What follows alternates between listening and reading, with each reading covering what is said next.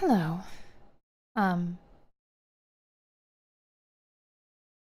Hi. It's me.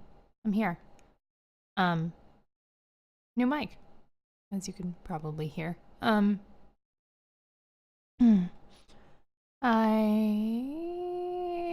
am not sure about the voice volume relative to desktop audio, so definitely clue me in on that.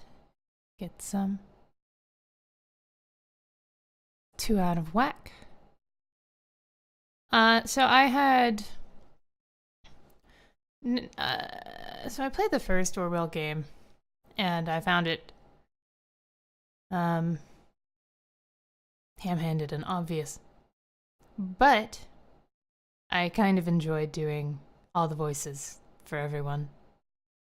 I can't remember. I think part of the reason I decided I would never do the sequel is I'm pretty sure they added in voice acting this time, which takes a large amount of the fun of it out for me. But if it's really bad voice acting, then there is potential there still for fun. And I mean, I'm not a very nice person, so I will laugh. I will laugh. Anyway, I guess we should get started. Let me know if you can randomly see pictures behind. There wasn't like a resolution setting. I just had to manually change the size of the window while I was adjusting everything. So if the corners are a bit weird, that's why.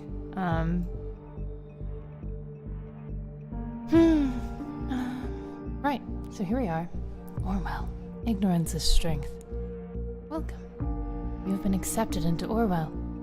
Please create a profile.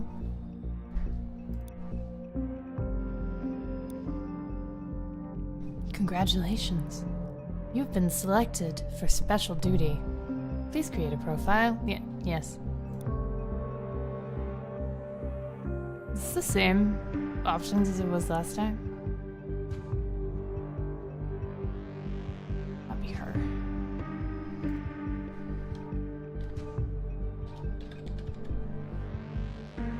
Right.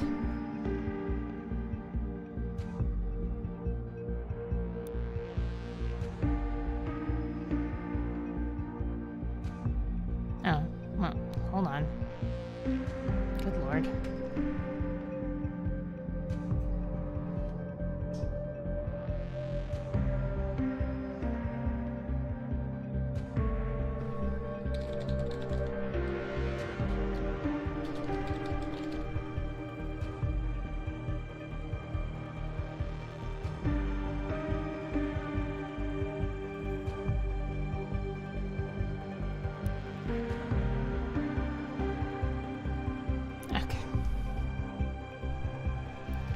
Be diligent.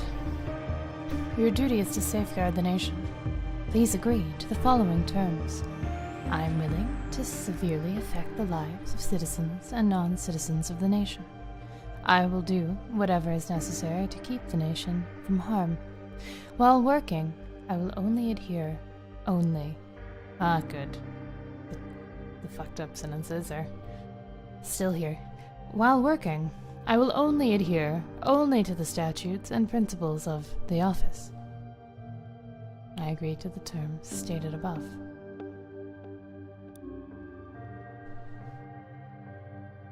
Thank you for ensuring the safety of the nation's people.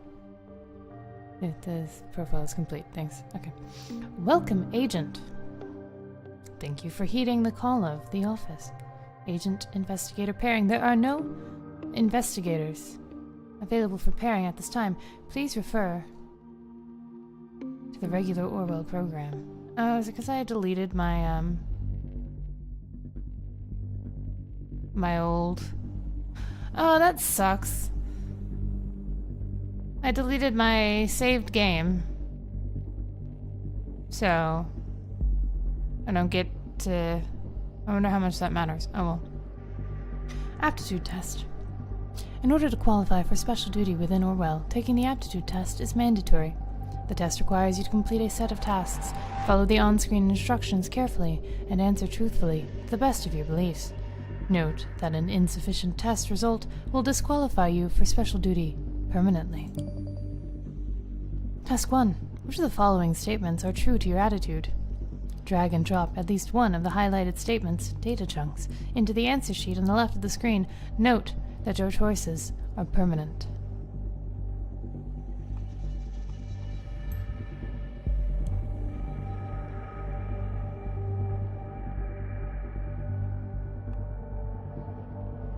What?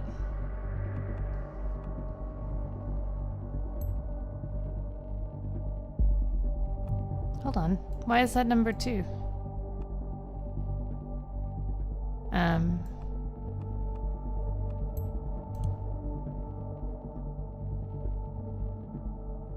Wait.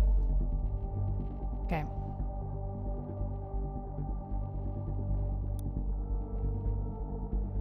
Which of the following persons do you consider likely of having committed a crime?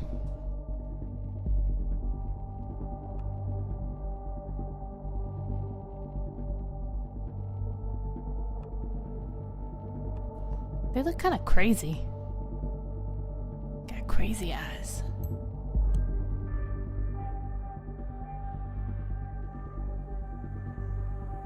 Okay. Which of the following statements do you consider to be true, if any? These are not my real answers, by the way. I'm answering, well, that one probably was because they had crazy eyes, but, I'm answering in order to be qualified to... Oh, I love that they put my email up there anyway. Well, you guys can email me, I guess. Thanks a lot, game. Thanks a lot. Anyway.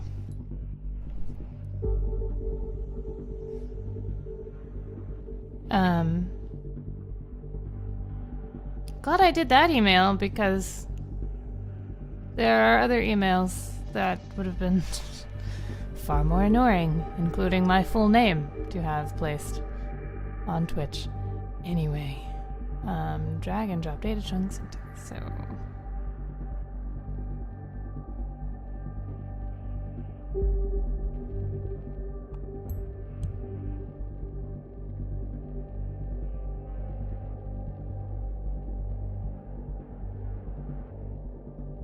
Anyway, what I would actually put would be an unjust law canon should be violated, but don't tell the bar that.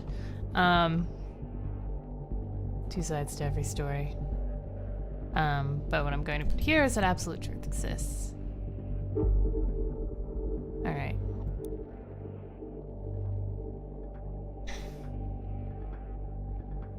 Given the choice, would you prefer to have your medical record or your dating profile investigated? I don't care about either one of those. So, sure. You can read all the things where dudes sent me questions on OkCupid asking if I was interested in threesomes because I'm bisexual. Have fun. Or that time that 40-year-old man told me he could tell I was a sub just from my picture. Anyway.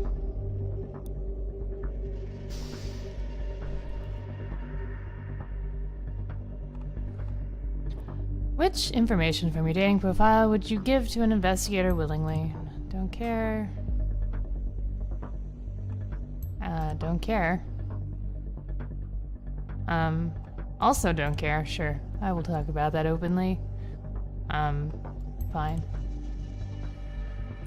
I don't care about any of these things being private. Right. Next step. Confronted with the situation below, which action would you take? Your best friend boasts about having been accepted into Orwell. Since you are working for Orwell yourself, you know that talking about your job is punishable by imprisonment.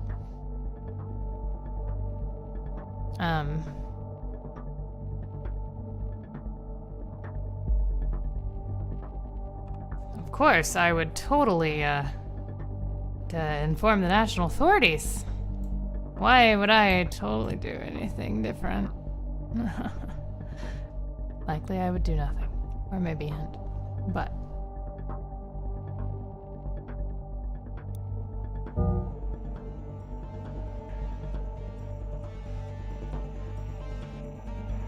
The office doesn't like to be lied to. We see through your pitiful attempts to get favorable statements to become accepted. Admit your mistakes and you'll be given another chance. Your claim is wrong. I answer truthfully during this test.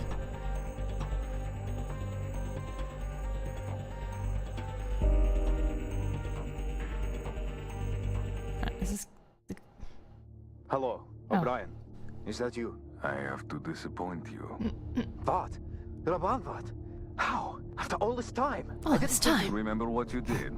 Again, I must disappoint you. I've not been blessed with a short memory. What? Raban, listen. What? It wasn't me. I don't know anything about what happened there. That's the truth. Truth. See, I never had much regard for the Bible, but there's one remarkable, groundbreaking moment. Before being sentenced to death, Jesus goes on and on about being a witness for the truth. But Pilate defies him with the simplest of all questions. What is truth? It is this particular question I've been pondering over for a very long time now. How much of the information ending up on our screens every single day has passed through so many other minds before, each one with their own bias and agenda. It is all cut down to size, proportioned, ready to be consumed. And yet we greedily swallow it all in blissful ignorance, because our hunger is unending. Stop the nonsense and get to the point. What do you want? To ask you a question. What is truth? I don't understand. Now you're the disappointing one. You of all people should, Oleg Bakay. There is only one thing about truth that is certain. Truth is dead. as you soon will be. What? Why? You? How did you manage? How? Vart! Vart! Vart! Vart!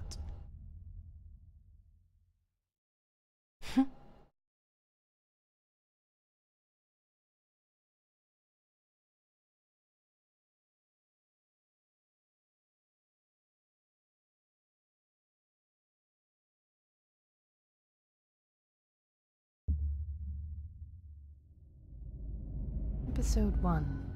Thesis.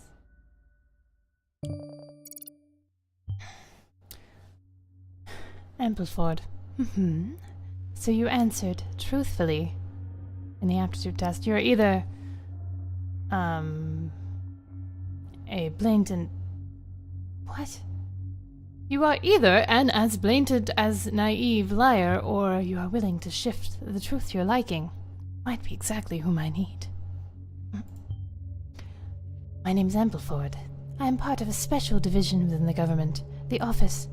We get called in for the delicate matters. A man called Oleg Bakay disappeared a couple of days ago. The last we heard of him was the call I just played to you. I've added a transcript of that dialogue to your reader tool. You can read it again or listen to the recording. When you are done, open the unknown person profile on the left. Okay, well, we're not listening to it again. So I see that you are not paired with an investigator. I guess I'd better walk you through some of the basics then. I've played the other game, I just deleted it, damn it. Then Orwell, you take the role of the investigator. Mind you, you're not a regular investigator though, but rather an agent on special duty. Your main task is to search online documents and extract relevant pieces of data called data chunks. Those data chunks appear in a multitude of documents, but will always relate to our investigative target in some way. In our case, that target is Bakay. For starters, upload Oleg Bakay's name from the transcript to his file by dragging it into the profiler on the left.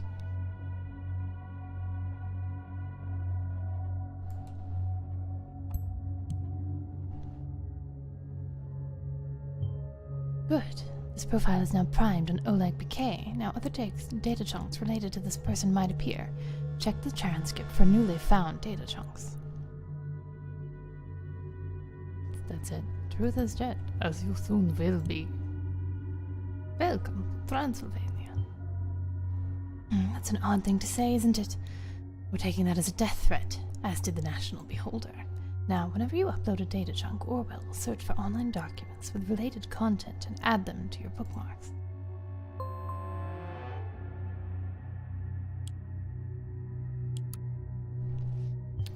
The National Beholder is one of the most respectable news site.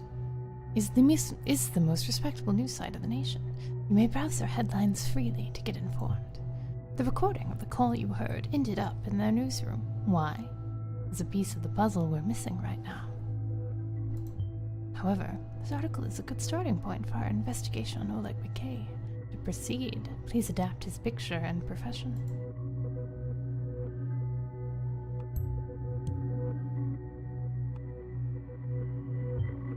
Not exactly the most tender smile, but that's not what we're here for after all.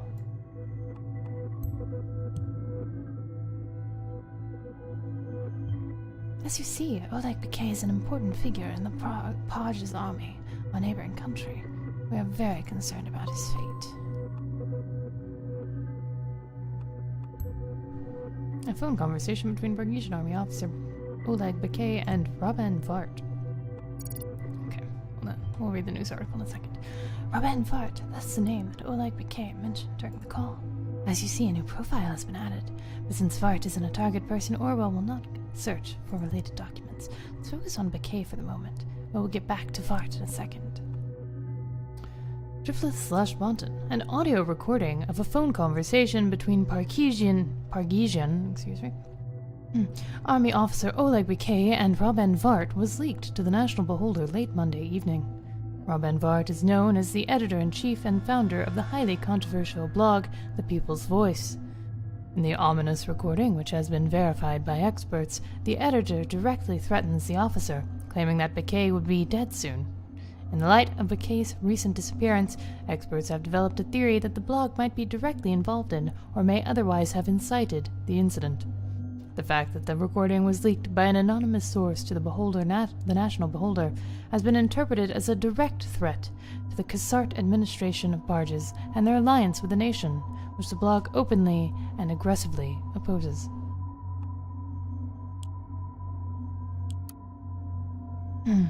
Captain Oleg Bakay, rank Captain, call sign Yanis, time served 2006 to today, affiliation 1st Infantry Division, Prava. Field Artillery Officer, Medal of Honor. Let's see. Volunteered for military service and basic combat training, assigned for protection of Prava from the ongoing threat through anti-government group forces of troop barges. During Prava Civil War, promoted to Corporal, Sergeant, Medal of Honor for saving civilians. Wounded in combat, officially absent from service in 2010 and then returned, reinstated as captain by privileged command. In charge of 1st Infantry Division Prava. Worked with 1st Law Enforcement Battalion of the Army of the Nation, training local forces in Prava. Captain? Agent, you may have noticed that by now that for every data chunk you upload, 10 minutes of time pass due to Orwell's extensive search algorithms. The events around us will unfold whether or not we're making progress on our case. Keep this in mind.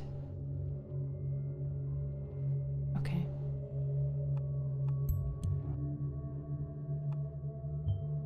Yanis, how fitting. He still goes by this call sign. I'm granting you access to our database, which you should have a look at. You'll understand it better after you see the files. Okay, hold on. Let me add some info here, alright?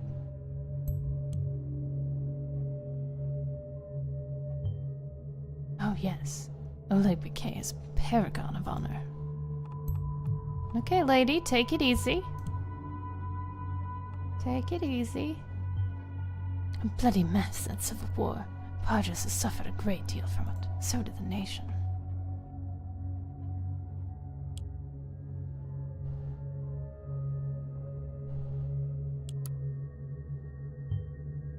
Well, yes, we are in fact worried about our relationships with Parjas because of Bakay. You will see that the whole truth is more complex. As you're not a simple investigator, you have access to an Orwell build designed to meet the specific needs of the office. We can utilize the data stored in the profiler on the left to circumvent certain restrictions that would otherwise bar us from making progress. Make good use of this ability within our database, and the data stored in Bakay's profile so far to solve my little mystery.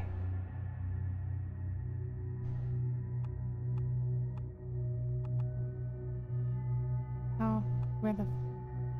There it is.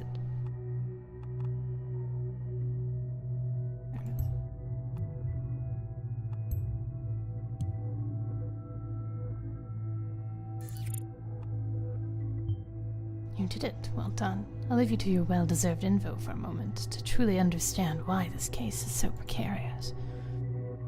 Oleg, Janus, May 4th, Pargesian.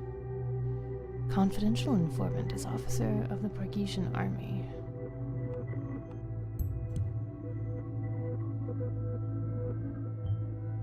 Likely Bakay is using one of our registered phone devices to communicate with us. It seems to be online right now. You can access it using the insider tool, which I will unlock for you now. Please use names of people close to him as passwords. This has been strongly discouraged, but so far ignored by the subject. Of course, we do inspect and observe the habits of our agents. What did you expect?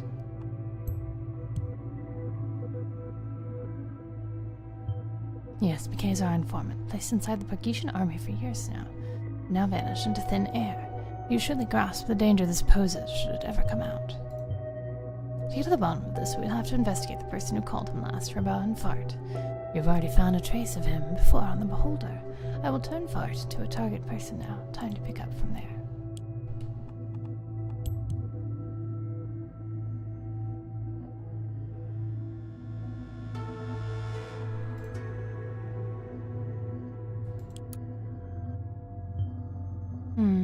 Of course, Bakay has locked his phone with our own encryption tool. I'm afraid not even Orwell can break that. You will have to do this the old-fashioned way by finding and applying Bakay's key. See if you can find a hint to discover its password. You may have to dig a little deeper to uncover it, though, so it may be advisable to check other resources first. Alright, yes. We know this, but... Okay.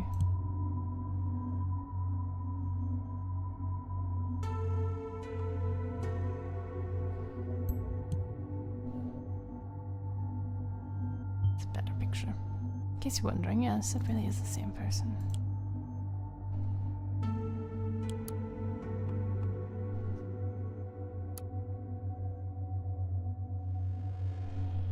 History of bravery. Our forces have a long tradition of protecting the Pargesian country and our values courageously and relentlessly. The Pargesian army as it exists today was formed by General Dimjan Kassart as he freed Parges from the oppressive Fayyad regime in 2004. In spite of the successful re-establishment of peace and freedom in Parges, evil forces still threaten the Pargesian people. The hate group Forces of True Parges, FTP, caused a new conflict in 2006 by evoking a civil war among Pargesian citizens, using hate speech and propaganda to pull the shaken people of Parges on their side. In spite of the Pargesian army successfully defeating the renegade group in 2008 with the help of the National Army, their guerrilla war remained and peaked in the attack on our allies, the nation, in form of the incident in 2008. The goal was to promote fear against Parges and Pargesian citizens and cause civil unrest between the two nations. Then the Blaine administration of the nation then returned to help Parges control the troubling situation in regards to the FTP in our country.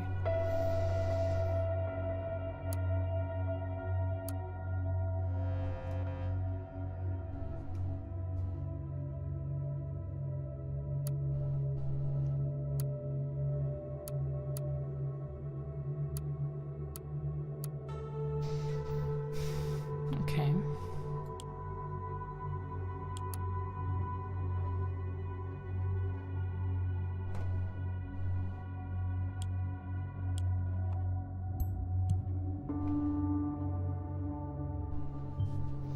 People's Voice. We've heard of them. This preposterous news site has people rallying for protests in Parges for years. Judging by that call, Rabban Vart and Oleg Bakay seemed well acquainted, even if it isn't the most friendly relationship, apparently. Your task here is twofold, Agent. First and foremost, we are to locate Oleg Bakay. Then, in order to understand whether Vart is behind Bakay's disappearance, we need to find out what connects the two in the first place.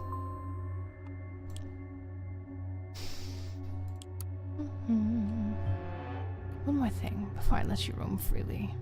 Remember that we are bound to the division of powers defined by the Ethical Codex. Orwell was designed in such a way that not one person alone can look at the documents and interpret the data to make a judgment. I'm the one who decides what to do with said information and to take action, the advisor. You, on the other hand, are the one doing the searching for data, as well as deciding what to upload, as you will often find misleading and false information. Try disabling the data chunks that seem illegitimate or unimportant to you in the data chunk information window. You're now leaving charted territory as far as I am concerned, and I have to rely on the data you upload to make my calls. Doubt anything you read, especially when it comes to the People's Voice. Don't give me wrong info to work with. I'm counting on you. So the way I play this game is by giving them as much wrong information as possible.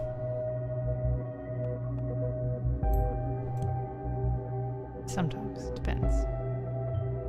Very good. This will allow you to observe his work email through the listener tool. Once Rabban Vart receives an email or sends one through that account, you will be notified and be able to read it.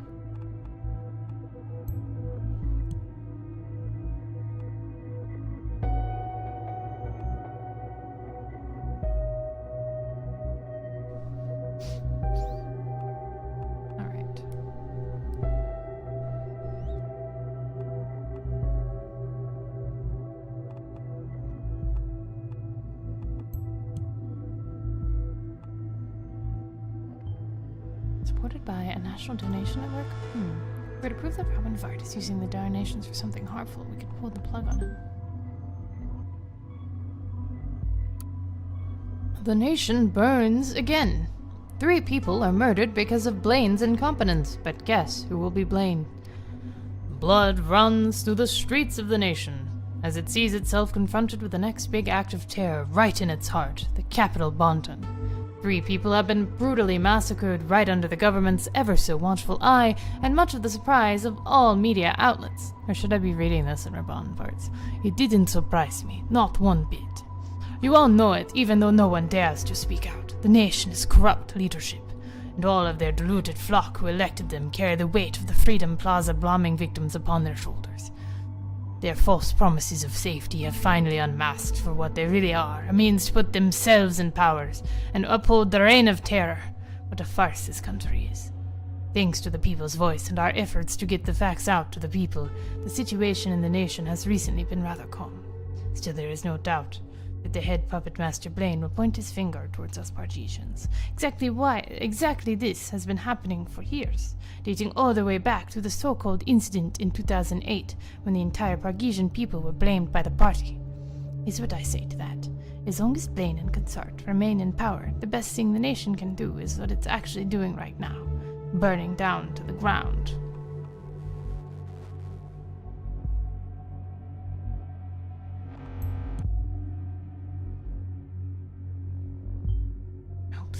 Please, I remember asking you explicitly not to give me any misinformation to work with. How does this statement look to you? Does it look legitimate? Perhaps picking you as agent wasn't the best choice after all. I just want to fuck with you, lady, alright? That's all I want. I just want to fuck with you. It is hot as fuck in my apartment. 39 degrees outside, and I have the heater on 58. But it's so warm in here that my coconut oil is liquid and not solid, which means it's like 70-something degrees in here. And if I turn the heat off, it just goes to freezer protection mode, so I can't actually turn the heat off. I'm gonna try turning it off now. We'll see how it goes. I am sweating. I know. Very appetizing to talk about. Alright.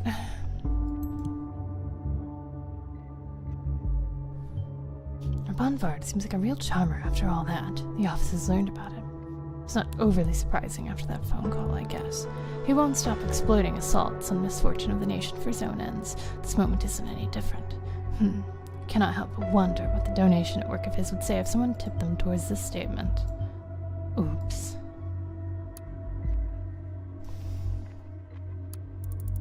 President Puppet stops re-election plans. Hold Cassart accountable for breaking his word.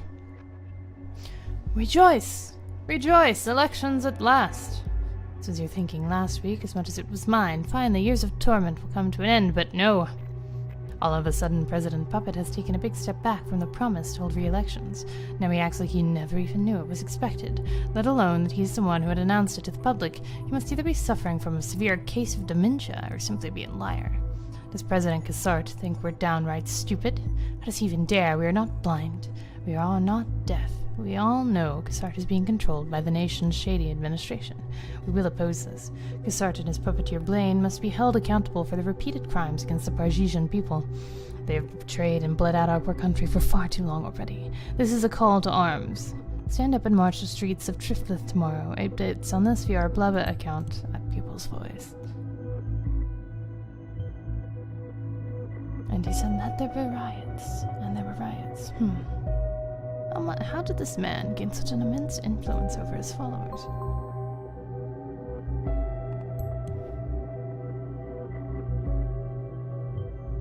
President Puppet, I've seen the memes before. The nation would have zero factual benefit from control over Parges.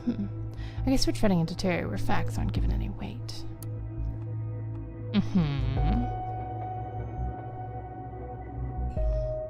Right. Bonvart. Good luck. Good luck, David.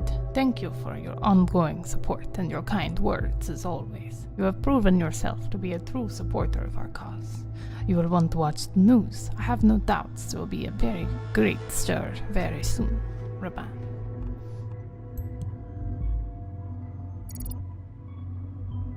A supporter. Pretty unspecific, huh?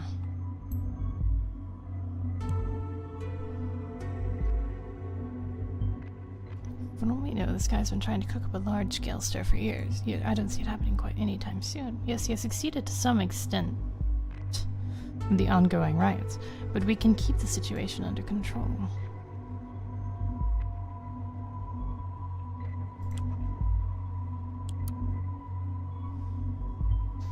Orwell notifies me. You just encountered a conflicted data chunk. I have a feeling this will be a more frequent thing from now on. Orwell deems the contents of two data chunks to be contradictory. We'll notify you by flagging them as conflicted. You'll have to make a choice which one of the conflicted data chunks to upload, or to upload neither. When uploading a conflicted data chunk, the one you leave behind will be marked as invalid forever, so please be vigilant. Oh. Okay. The lone triplet survivor. To People's Voice. What did you mean when you said Oleg Bakay would not be missed? Did you retire him? This is a misunderstanding. I am not happy either that Oleg Bakay has gone missing. The soldier is not the one to blame here. One thing is certain. Oleg Bakay will certainly not be missed. This article is ridiculous propaganda. Mainstream media has been manipulating your thoughts since the dawn of humanity. Time to get rid of this enemy.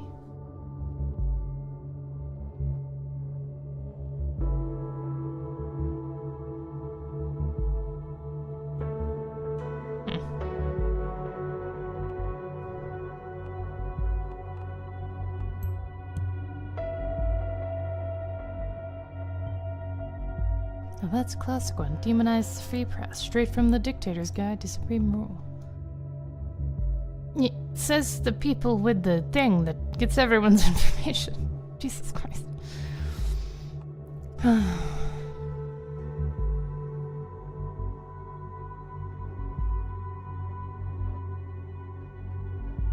I'm gonna upload this one just to fuck with everyone. He isn't happy about Oleg's disappearance? How come I don't buy it? Well, yes, of course, the death threat uttered in the phone call, that's why.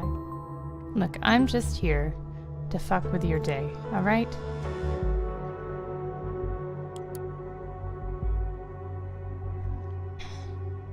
What have you done, Raban? Shannon, Creo, contributor. Sounds like they're accusing us of having kidnapped or killed this man. What have you done to Oleg Bakay, Raban? Tell us the truth. Let's not jump to conclusions. I am sure that Raban can offer an explanation. I am starting to doubt whether TPV represents what I stand for. We sell ourselves as a blog for the Parisian people, defending their rights and protecting their freedom. As part of that, it is our duty to criticize the Parisian government, and the military is a prime target.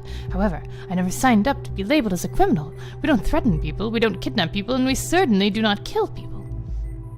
Calm down, Shannon. Since when do you believe that what the National Beholder prints? They are only trying to frame us. I have nothing to do with Bakay's disappearance. Did I call him? Sure. Did I get a little aggressive? I did. You see, Bakay and I, we have a history. Before we left Parges, Bakay had his mindset on joining the Parisian army. He asked me to take care of his 14-year-old daughter, and I said yes. But soon after, instead of returning to his daughter, I learned he had left for the nation. He said he wanted to find work there. Then all of a sudden he returns and wakes up to an officer in the army. I'm fairly certain he works for the nation's government in some way. However, I have nothing to do with his disappearance and would never kidnap or kill a man. Do not believe the lies of the National Beholder. I was unaware of all this. I believe you, but I really think you should watch what you say, Raban. This is starting to get way too tense. This is getting people worked up in both countries. I'm with Shannon on this. I also believe you, Raban, but you should really choose your words more wisely. We always wanted to criticize. One could even say fight against the Cassart administration and their shady ties to Blaine, but we don't want them to regard us as national enemies, and this fight should remain one of words. You guys are disappointing me. I thought you had it in you. Don't let them intimidate you like that. These are just empty threats. We have to stand our ground, now, more than ever. We are not saying we disagree with you, Raban. We are just saying watch what you say. Right. What does this conflict with?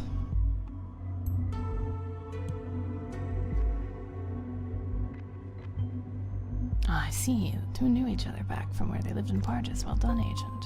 The basic connection between the two clarified. Our in-depth research of the lead up to this phone call can now begin. I need you to investigate and upload anything that you think is relevant and accurate about the background of these two. Discard anything else.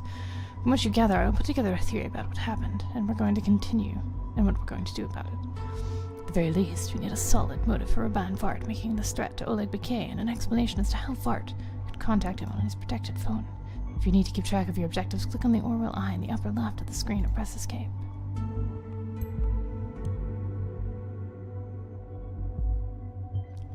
Raban Vart makes his truth and lies adeptly to trick people. Take whatever he publishes with a grain of salt. There are typically few truths. Be very, very careful when dealing with him, Agent. I have to rely solely on you. What does this conflict with? We don't know? Well, we'll wait till we find out. From Angels of the Nation to Raban Vart. Our support of your blog. Dear Mr. Vart, we regret having to inform you that we have temporarily suspended our recurring financial support to your endeavor. Our teams have become aware of your using our donations to support a cause or causes directly or indirectly violating our terms of use. As you know, Angels of the Nation is an independent non-profit organization with the intention to support beneficial causes in or directed at purchase. We strictly enforce a zero-tolerance policy on endorsement or incitement of aggressive acts or violent behavior of any kind which we have been made aware of your blog has engaged in recently. The payments will remain suspended while we further investigate the allegations. Afterwards, we will decide on whether to continue our payments or permanently terminate our support. If you'd like to object to this suspension or assist in resolving the allegations against you, please contact us via email or telephone at the next possible occasion. Best regards, Damien Ferguson, Representative Angels of the Nation.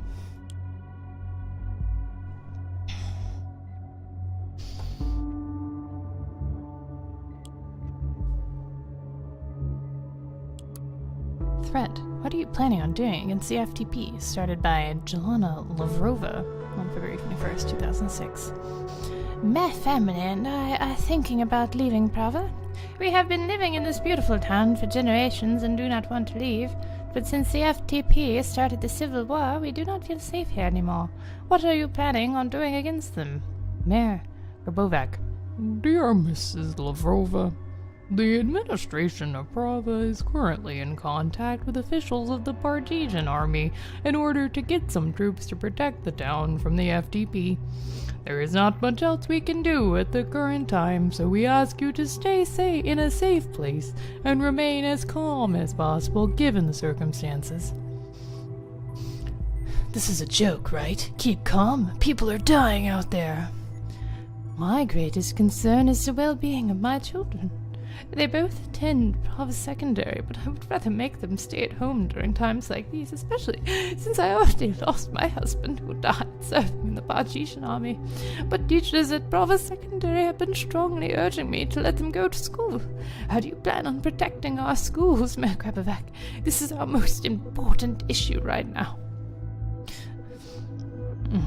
I can't even do his voice now. I've done too many in the meantime. Sincerely understand your concerns, Mrs. As the school's principal, I will therefore consider our options on how to protect the schools and Prava Secondary in particular. I don't believe you. Everyone here keeps talking about how we're supposed to change things in Prava, but nobody ever takes actions. We're gonna leave Prava and Parges. Goodbye, folks. It has been really mediocre to know you. How am I supposed to... They have, like, the same accent. I only have so much voice. Leave Parges. And that is how you And that is how you abandon not only your hometown, but your home country, and go where? The nation? This pitiful stretch of land? Never. Believe me, you would be better off dying as a loyal citizen of Parges than as an inferior renegade. In fact, I have devised my own way how to protect Prava and show that I am a true Partesian patriot. I'm going to volunteer for the Partesian army and fight to free this country from the plague known as the FTP. Seriously, Oleg, you have a daughter. She's only 11 years old and she needs you. Please, don't make any hasty decisions right now. Besides, if I may dare to say so, I do think the FTP is fighting for the right causes. Maybe with the wrong methods. After all, I don't believe Cassart will be doing us any good, considering that he rose to power. And mind you, Cassart's ties to the nation are more than fishy. Mind you, Raban, please don't tell me you are a terrorist sympathizer now. As for my daughter Radka, you have been one of her biggest role models for years now. You know her well, and she loves your classes. May I boldly ask you to take care of her while I am gone? I am not a terrorist sympathizer, Oleg. I am certainly not on their side. All I am saying is that you should try to think a bit more critically towards this government of ours. Regarding Radka, I do not approve of you leaving her like that. And I am also not the Pargesian army sympathizer, by the way, but if you truly wish to choose this path and join the army, I will not let you and her down.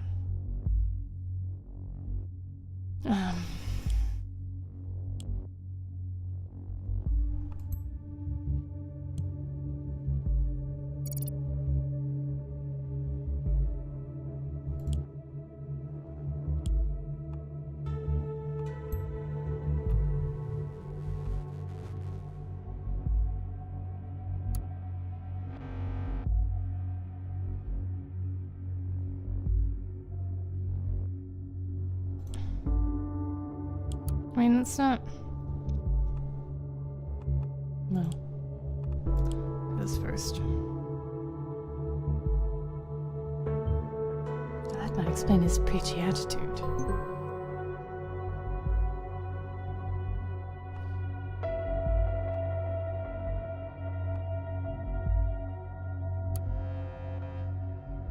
You know, I'm just gonna do everything that dude says that they're accusing of.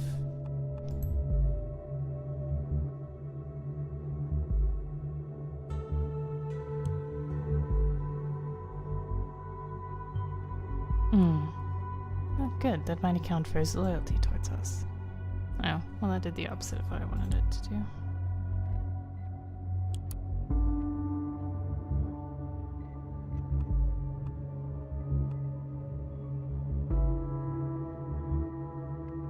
I'm not gonna upload that because we already know that. At least for now. Unknown person to Urban Vart. Revised article. Hey, Urban.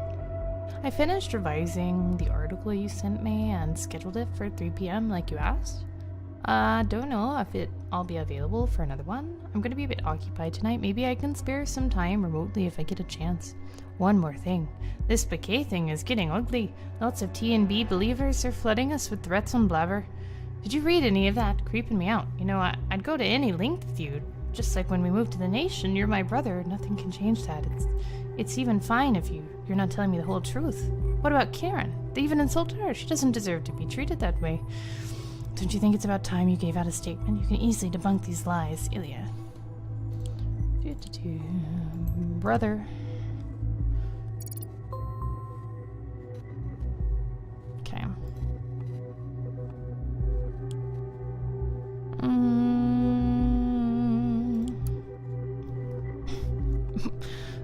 A tweet from Moonrise Hell. What the hell? So you've started threatening Pargesian soldiers now? This is just going too far. From Herman Lyasov. Tell us the truth about what happened to Oleg Bouquet. Hashtag save Bouquet. I don't think any of this is super important. News from secondary school. Principal determined to keep school service going. 29th November 2010. Latest news reports stated that the troops of terrorist group FTP are getting closer to Prava, which made many parents raise concerns about sending their children to school. Therefore, to ensure the safety of pupils and teachers, the school administration has requested protection by the Pargesian army. Despite of the situation remaining tense in our beloved community of Prava, Mr. Vart said to keep the lessons going and is determined to provide ongoing education to our students. We ensure your children's safety at Prava Elementary School. The principal stated, education is one of the highest valued assets that we have, and we will not give it up because of a meaningless war that is designed to frighten us and keep us from living our lives. He continued. Prava Secondary Library to be reconstructed into bomb shelter. 27th June 2010. Due to current events related to the war, the school administration has now decided to provide a protective hideout from combat activities by upgrading our library to a completely autonomous shelter situated in the basement of the school. Since it lies a few feet underground, it is an appropriate shelter against the horrors of war that your children should never be exposed to. We will continuously do our best to provide a safe space for children and families in these exceedingly difficult times. Child daycare. Math contest. That's interesting. Wait, army protection for the school? Seriously? Things must have been bad, or someone must have been really worried. There was a civil war happening. Of course things were bad. Jesus Christ. It's probably not important either, but we're doing it. Just because I like to annoy her with unnecessary data.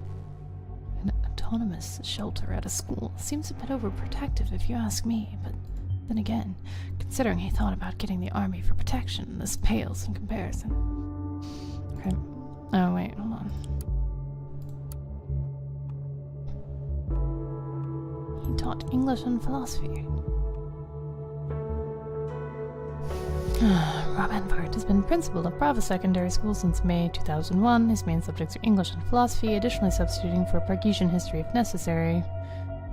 Spent a semester abroad in the nation as a student. Interesting. Are any of you important? Apparently not. Alright. The People's Voice, a journey. We've said goodbye to our dear home. See you on the other side. Alright, and now I'm going in with the accent again. It has been about the week since I started the journey from my hometown Prava to the borders of the nation. Together with my brother Ilya, who is the only family that I have left, I decided to seek a new life elsewhere. We have lost everything. Our workplaces, our homes, and many of our friends. I even lost my ability to walk. The situation in Parjas is horrible. I do not and will never understand how people can treat each other like this. This is our home country and we never wanted to leave, but now we have been expelled, and could not be more heartbroken to witness what is happening in the country where we spent our childhood, learned, lived, and loved. Will life really be better in the nation? We do not know, especially since the most important national news outlet recently published articles suggesting Pargesian refugees to be likely terrorists. All we can currently do is hope. These prejudices are not what the people of the nation stand for.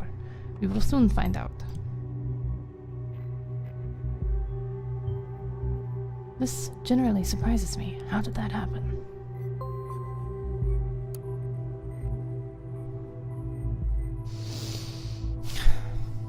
TNB. Wave of Pargesian refugees likely to cause rise in terrorism. November 18th, 2010. The Boston Institute for Cultural Research hypothesizes on likelihood of rise in terror attacks due to the new wave of refugees coming from Parjas. Bonton/Triplet. Recent reports published by the Boston Institute for Cultural Research stated that the likelihood of terrorist attacks has been statistically proven to increase by approximately 10% if the number of refugees from war-torn countries rises above 300,000 per year.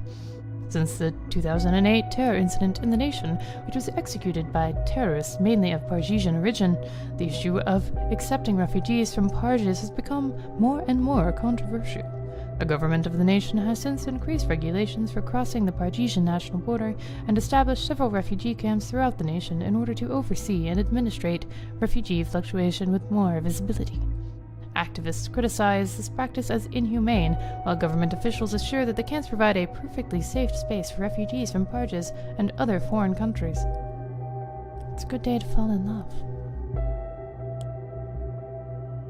Central Medical Database.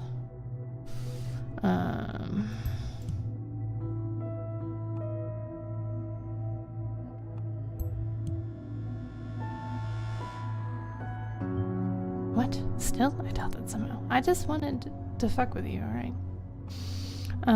Complaint description. The most severe symptoms described by the patient are pain and stinging in the lower back area, as well as tingling and occasional complete loss of sensation in the legs. The patient reacts extremely aggressively upon questioning about his condition and is very reticent regarding the exact description of the event that led to his injury. The patient is accompanied by his brother, Mr. Ilya Hart, who offered a more detailed description stating that Raban had been buried by concrete blocks for at least 24 hours following the bombing of a school building in his hometown, Prava.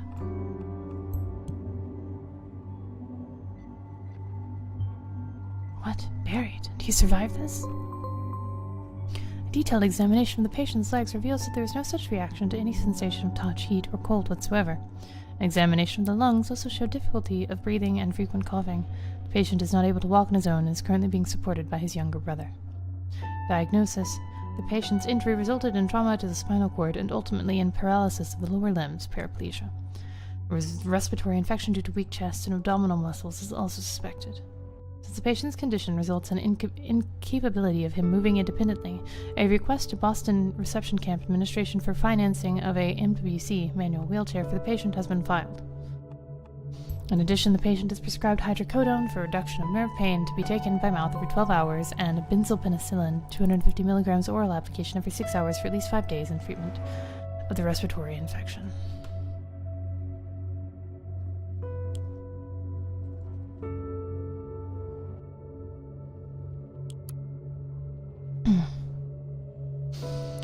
Never would have thought you'd go this far.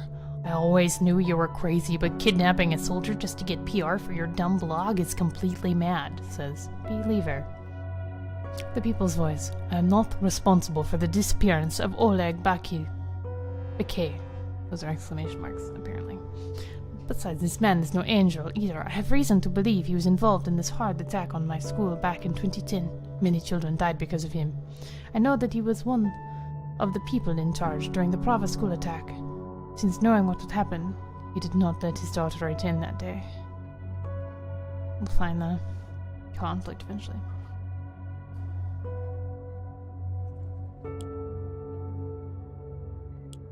An unsung hero that you need to know about. My brother is a hero, and this article will prove it to you.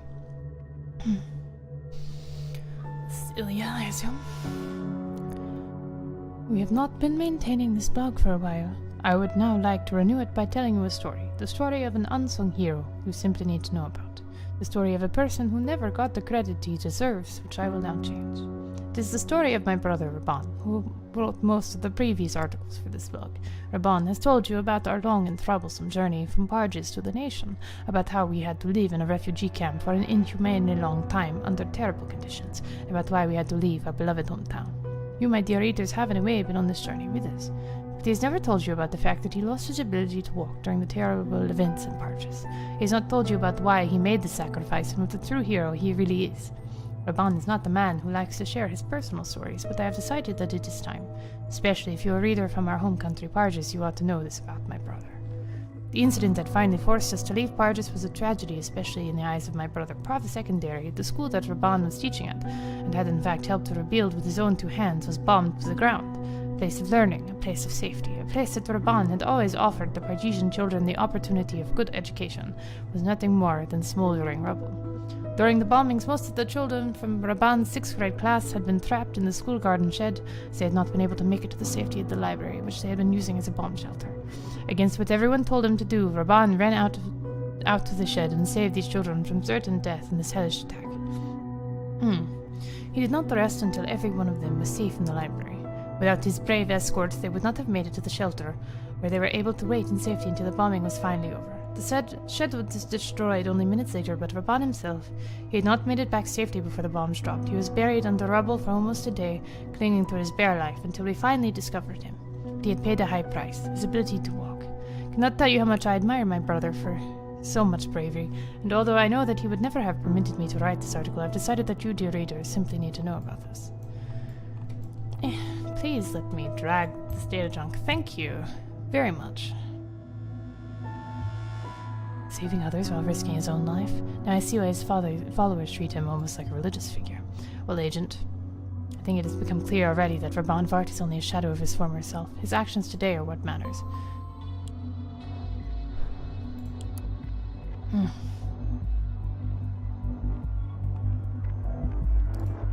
Crime statistics continue to get faked. Delacroix presents new crime statistics in a way favoring her politics, but who are the real criminals? Criminals are degenerates who wear striped clothing, monsters who make women and children cry. They are predominantly male, usually foreign, and present a danger to the public, thus they must be isolated or locked away. Or so goes the cliché that has been hammered into the public consciousness of the nation. Of course, it is in the best interest of the media and the government to push this myth. Headlines sell papers, and National Secretary of Security Catherine Delacroix has certainly been given out quite the headline. Proudly, she presents her statistics as these so-called criminals have been kept under control by her successful policies, but taking a closer look at these policies, one cannot refrain from wondering who may be the real criminal. After all, she is the Secretary of Security. Jesus Christ. The Blaine administration has been touting a policy of surveillance, a straight violation of privacy, for years now. Hardly any of the nation's citizens seem to take notice of this fact. Are Blaine and his despicable followers included in these crime rates? I highly doubt that. Response to the unsung hero. Wow, just wow, you are a true hero. Hashtag Pargesian hero, hashtag refugee, hashtag save Parges, says the lone thriftless survivor. I only did what I had to, says Raban. Right, okay. Let's get into this guy's phone. Orwell reports you have removed the encryption from Bouquet's device. Open sesame. Good work, Agent. That will aid us greatly.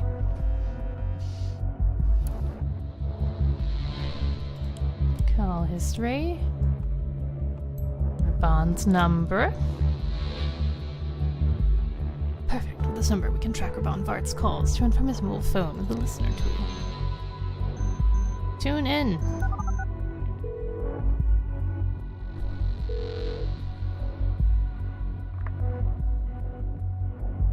Karen, my love.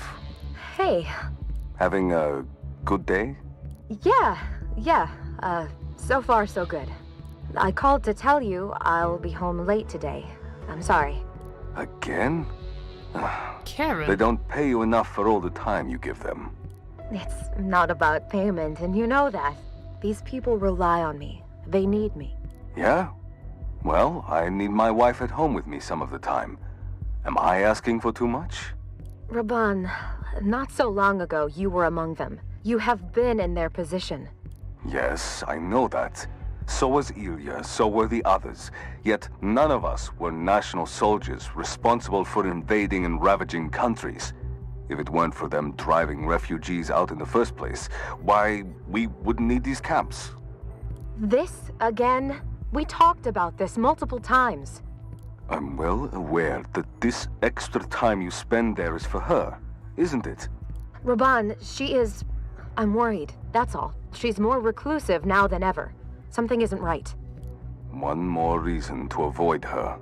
You want me to cherry pick who deserves my assistance and who doesn't? All people get the same treatment, the same attention. That's my mandate. I thought you loved that about me. I do. You're right.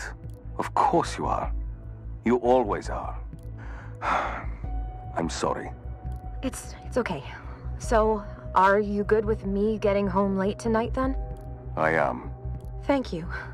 I will be waiting for you. No, don't wait. It might get late.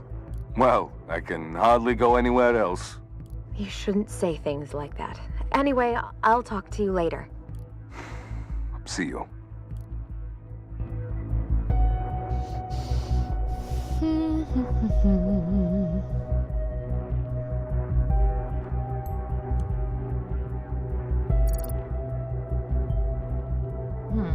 Makes me wonder how it must feel to be married to this guy.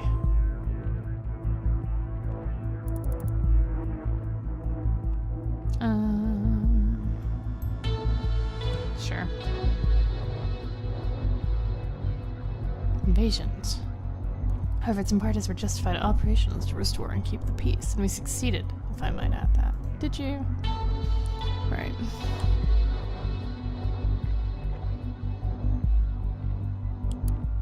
Why are they calling his home screen his desktop on his phone? That's weird.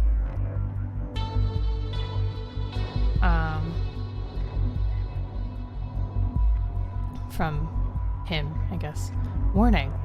I fear my cover might have been blown, and I suspect Raban Vart to be behind it. If this is true, this could seriously hurt us.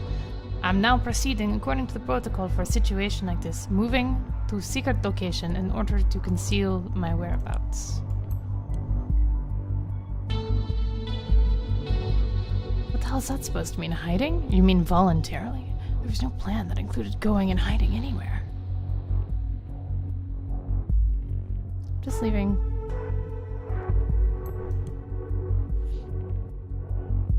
No. Maybe he tried to warn us that Vard had compromised his cover? How could Vard have done that? How did he know? Keep looking for an answer. There must be something we haven't found out about this mess yet.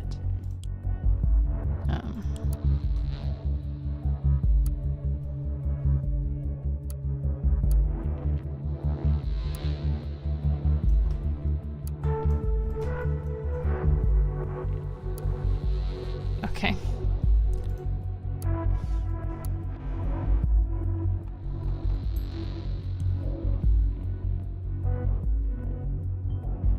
Bravo. Oleg Piquet is in his former hometown. Peculiar. Why is he hiding out there? Or rather, from whom? Robin Vart? Excellent work. We will retrieve Oleg Piquet once we have a clear picture as to why he's gone missing in the first place, and what the call meant.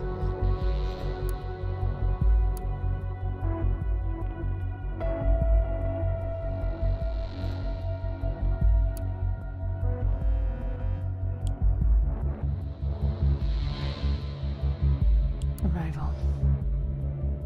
What we encountered in the safe country of the nation was not what we had expected. We finally made it to the glorious nation, where we are hoping to be able to live a normal life. I guess I should... Who wrote this? Is it Ilya or Raban? It's Raban. Alright, fine. I'll do the accent. That's fine. We finally made it. The glorious nation, where we are hoping to be able to live a normal life, away from the fear and danger that our home country is now plagued with. Unfortunately, what we found upon arrival in the nation does not seem to be a lot better.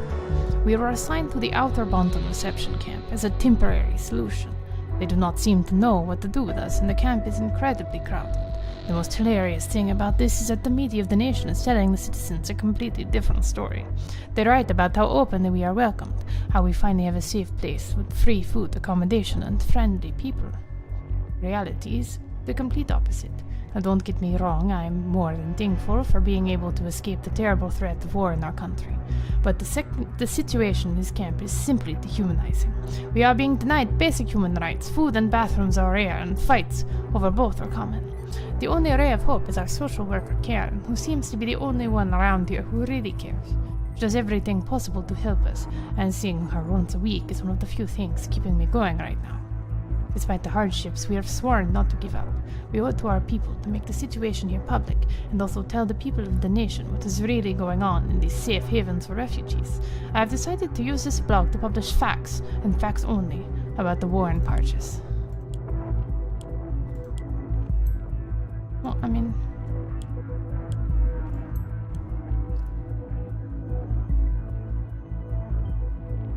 Bonvart married his assigned social worker. Do you find that as odd as I do? I mean, not really. I mean, if she was, like, helpful while he was there, that doesn't seem that weird to me, lady. Yeah, get to hear what Ilya sounds like now.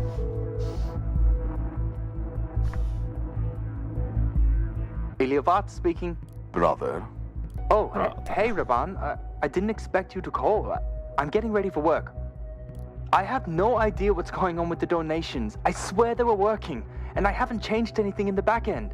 Forget the donations. I need your abilities as my co-writer.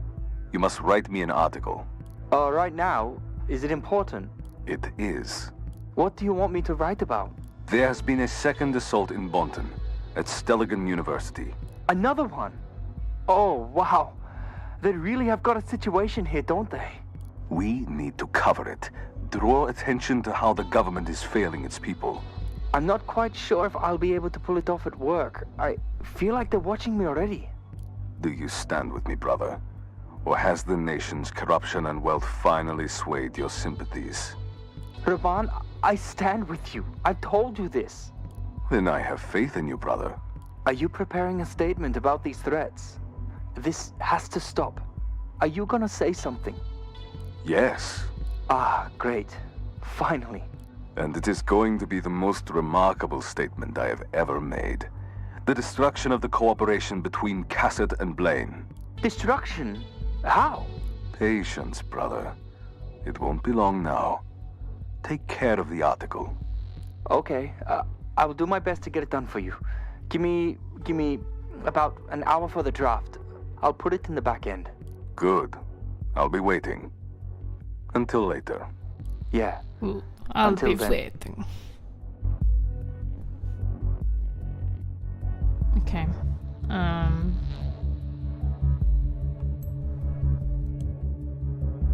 mean, we already knew Ilya was the co-writer, but just going for it. See, I want to try and get this guy out of it without getting arrested. That's my goal, is to attempt to game the system. We've got a little hubris going, haven't we? No such thing will happen. Sword and Blame working together is the best thing that could have happened to Barges. Why destroy it? I mean, in your opinion, lady. Eh? Huh? Whoa. What?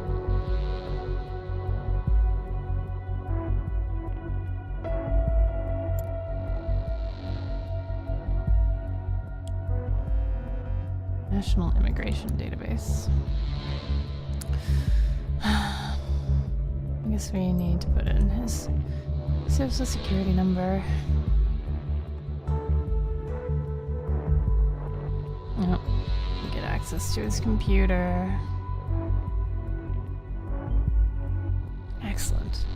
With that, we'll be able to get a glimpse directly into the lion's den, and probably useful data on our targets. Why would he still have the same computer if he's doing secret news things and knew that he gave the government, when he was a refugee, his UID, whatever. Like, why the fuck would he still be using the same computer?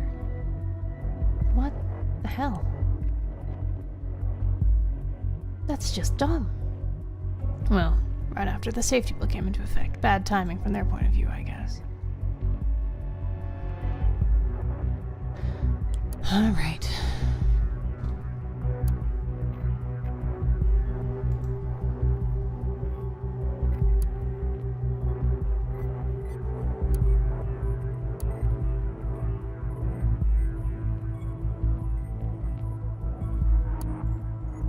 Operation Flying Dog is a document about the Parisian soldier Oleg Biquet was arrested by soldiers of the nation after an incident during the Civil War, only to be released again later and placed as a spy within the Parisian army.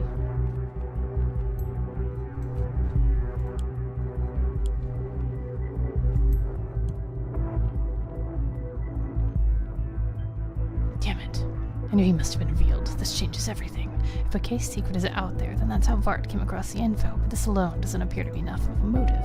Agent, I hate to say it, but with this new perspective on the situation, we have to put Biquet's loyalty into question. If you find any hints at possible disloyalty of our agent towards us, you'll need to let me know immediately. Alright. So Percoleaks is the WikiLeaks of...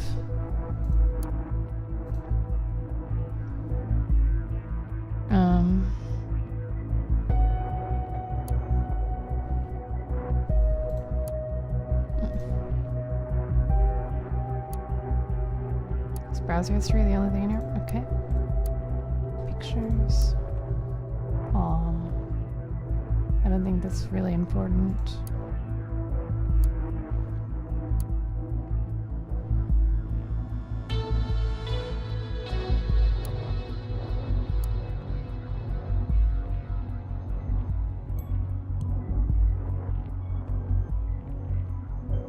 What? He talked to Sart directly and didn't inform us? Damn it. I'll have to assume this shows disloyalty towards us, otherwise he would have reported that in.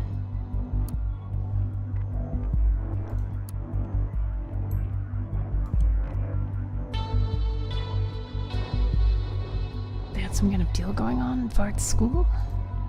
Well, yeah. He was looking after his daughter. Sure. You can have a new picture. That's fine.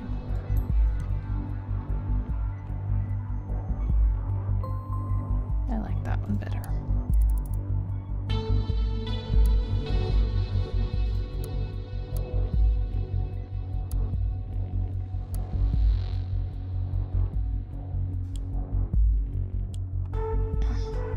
Unknown Sender, a token of my appreciation for your blog. Raban, I found something you might be very interested in. Percolates, done some digging through the document. There's even a phone number of device they issued this guy. This proves what you've been writing about for such a long time. The number for BK's protected office phone is out there. This cannot be happening. This is how Raban Fard reached him, and who knows how many other people have his info now. This is a complete disaster.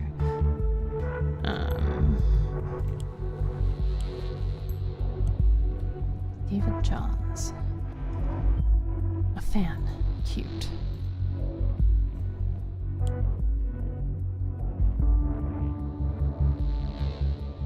Is there anything else in this? Why is it? Can I upload documents?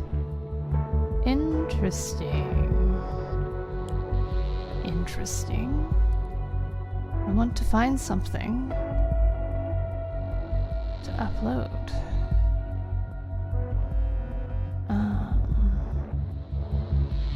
Hold on, do I have anything that I can upload? Where did it go?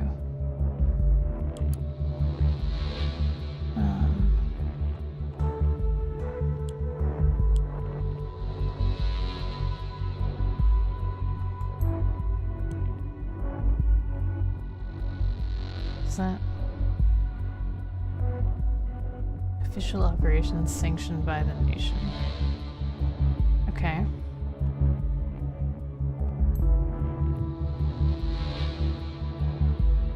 Do we have any of that?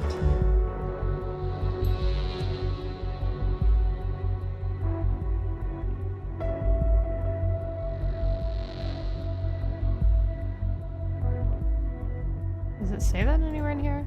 That he's... Alright, well.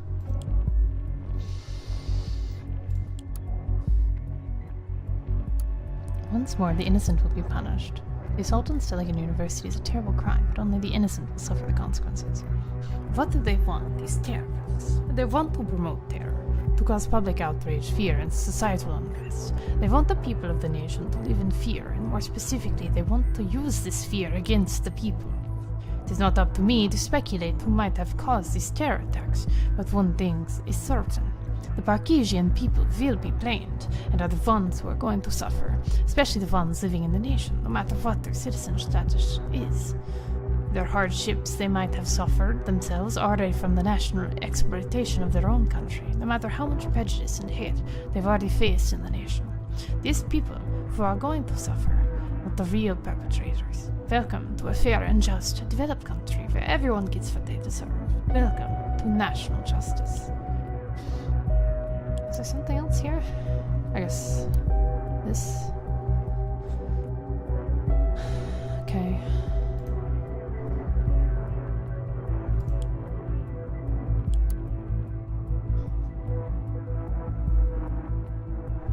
Right, we've done all of these, yes. What is here? I've totally... Okay, yeah, we talked about... Oh, wait, hold on. Safety bill.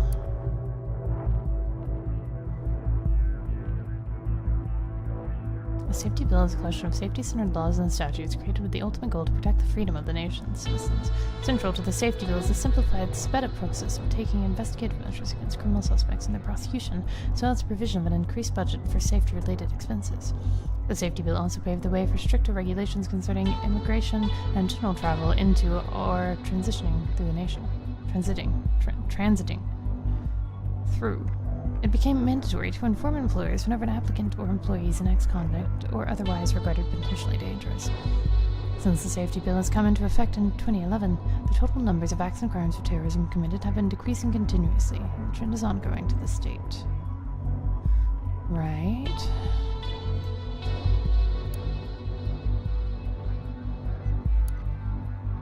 We know all this for the last time. These people really don't change out much, do they?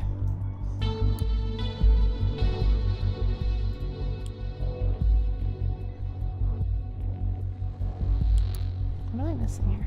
We've read this as well. Alright.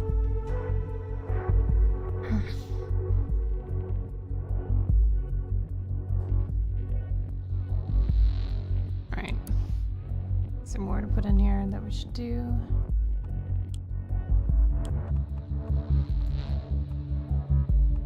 Please let me click this. Oh my god. Or have I already done that? Okay. Where's one that I haven't? Alright, fine. Terrorist. Fits the picture. Oh, well, I don't think he's a terrorist. I think he... Oh, mammoth skeleton.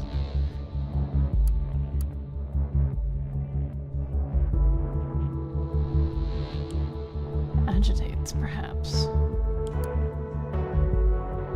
What? Do you really want me to submit this picture?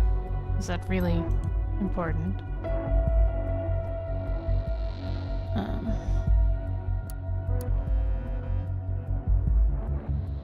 Ah.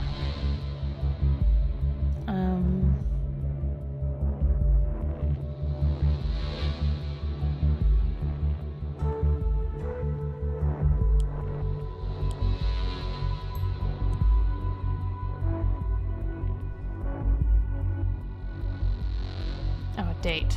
Shit. Okay, when was the bombing? Oh, wrong button.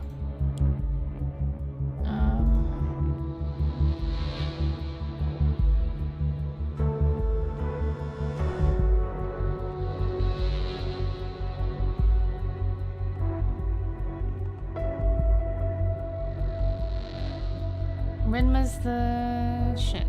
Okay. Let's find that.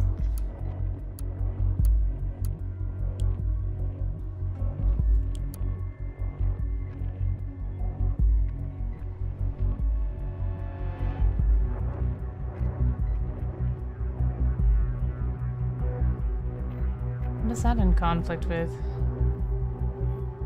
But we don't know yet. Okay.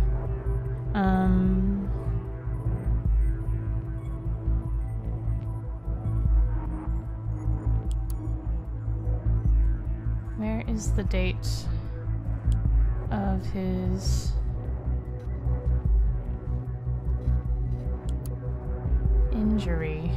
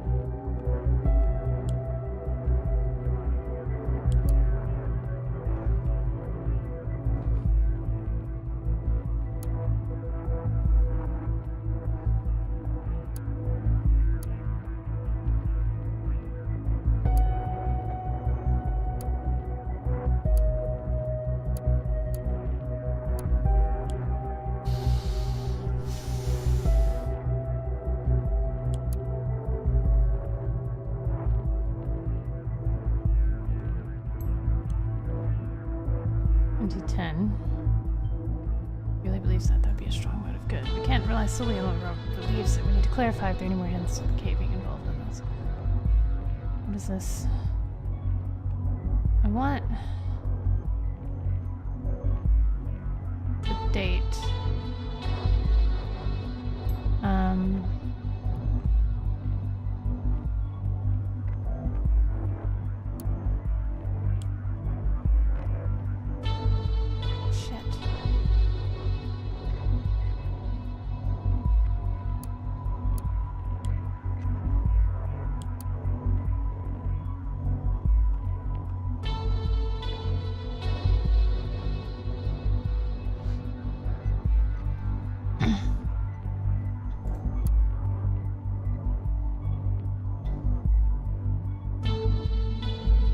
Monday, December 6th, 2010. What is this in conflict with?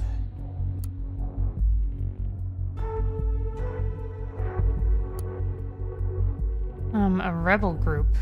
Interesting. But first, we're going back to the dates.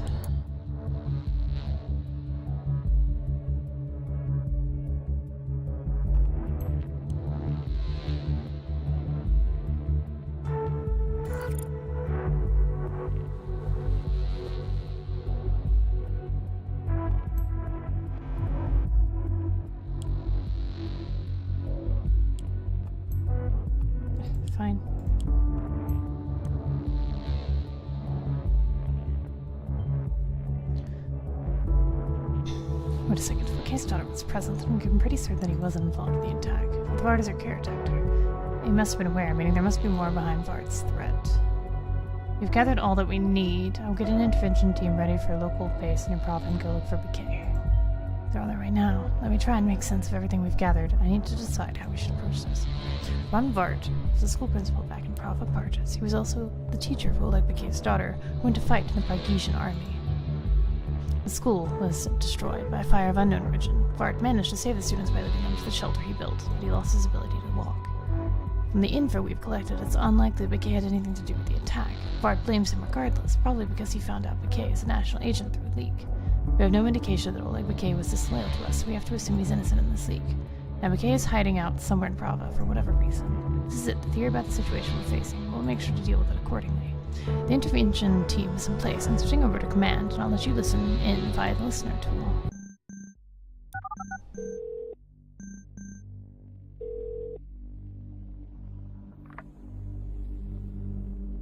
Echo 1 reporting. Come in, Command. Commander's reading you. We have arrived at the designated location. What is it like? Sorry, Command. I don't quite follow. The location? Tell me what you see.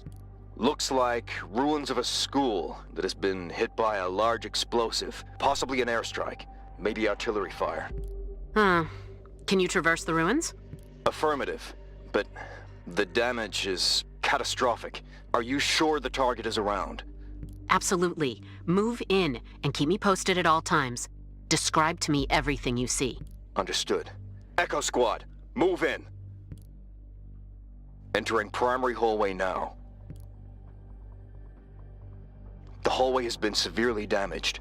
You can see the sky right through multiple stories. Some parts are completely caved in. Proceed with caution, Echo Squad. The damage definitely originated some time ago. There's vegetation spreading all over the place. There are some adjacent rooms that seem rather intact. Echo 2, Echo 4, clear them. Rooms are clear. Lots of bags lying around. There are still some geometrical drawings on the chalkboard. The place was clearly left in a hurry. Moving into the next corridor. There's... Oh, shit! What is it? Part of the ceiling gave way. Nearly hit one of our operatives. Status, Echo Squad. Dust off. Ugh. Can you proceed? Affirmative. Do it. Roger. Moving on now.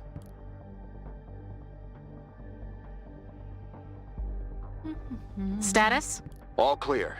No traces of the target. Some doors are blocked by debris, but there's zero chance they have been opened recently.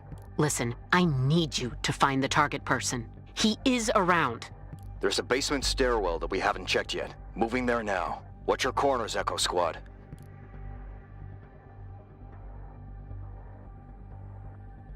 Not much left here either. The projectile went right through half the building like a hot knife through butter. Hate to say it, but we may be out of luck. Wait, found something. There's a hatch leading further down. Looks used recently. Finally, proceed. Affirmative. This is the school's library, still intact. Someone put a lot of effort into turning this into some sort of autonomous bomb shelter. And they succeeded. Even the power is still on. From what I can tell, this thing even has working surveillance cams on the walls. Huh. Peculiar. Maybe Bakay is able to use them. Proceed with caution. Definitely wouldn't want to. Movement! Get down! Get down! Echo Squad, contain the target! It's the target. It has to be. Oleg Bakay, we know you're here. There is no way out of this shelter. Throw your weapons into the middle of the room and come out from your position with your hands on your head. Visual on target. Identity confirmed. It is Oleg Bakay. Your order. Bakay did not betray our secrets. He is too valuable and must be retrieved alive. Is that understood? Roger. Get down Hey, I and put didn't your get palms somebody flat killed on the this ground time. in front of Usually you. I do. I said get down! Oleg Bakay, surrender and lie down. Now! Report in. Target cooperative. We got him. Oleg Bakay is in custody. Very well. Mission accomplished. Make sure the area is secure, then disengage. Understood. Echo Squad, move out!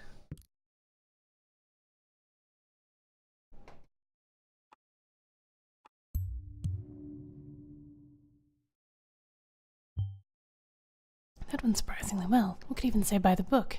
I'm glad we're in possession of our Agent Bouquet once again. Seems it was a wise decision to pick you for this job. For now, we wait and... What the... The bastard! The people's voice, Raban Vart, is streaming right now. You need to see this.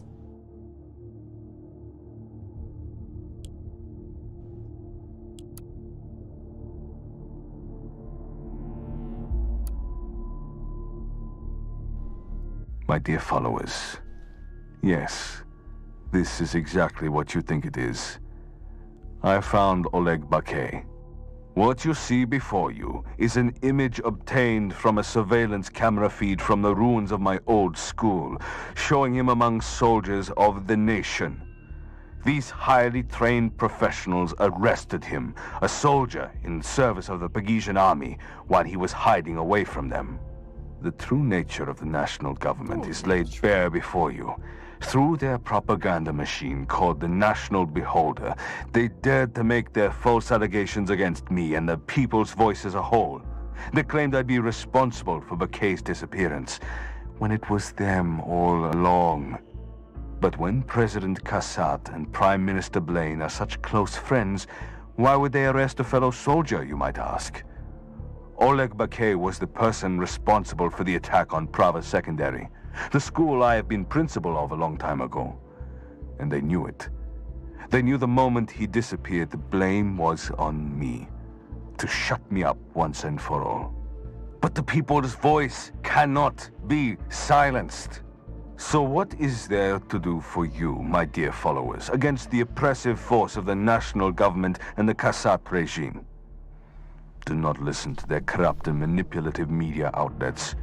Do not fail to remind Kassat what has transpired here today. Do not let them sweep this under the carpet, to pass the buck, to influence you with such outrageously false information, to make people vanish, to manipulate your thoughts. Or you may be next. Stand up for your rights and resist Kassat. Resist Blaine. Let's retake our country from President Puppet.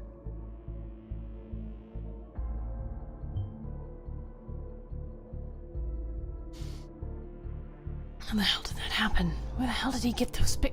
Oh, no, the surveillance cameras.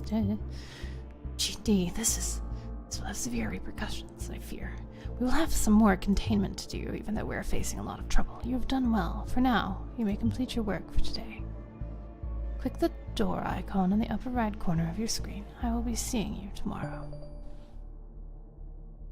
Right. Is there anything else? I don't care.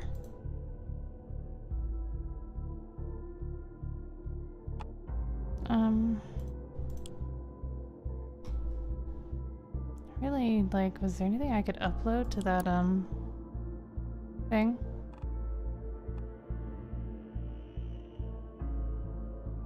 I don't know. I'm not gonna choose which one did it yet. Because I don't know. So we're just gonna skip that.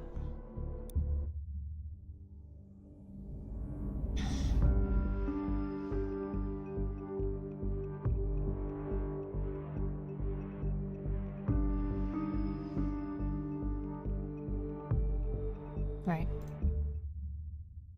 Day 2. Episode 2. Antithesis.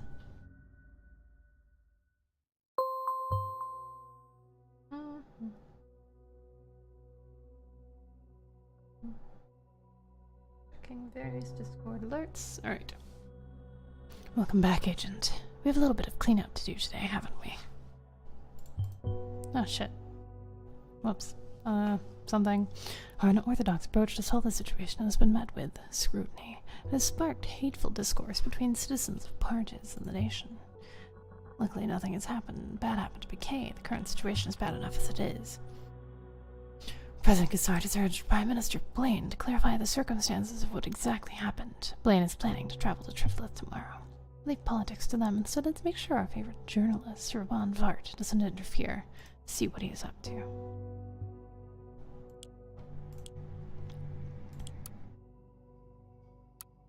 connection between Bonton bombings evident. Attacks against Deligan University in Bonton and Freedom Plaza are connected, experts conclude. Bonton. The bombing that occurred yesterday at Deligan University seems to be connected to the attack against Freedom Plaza earlier this week.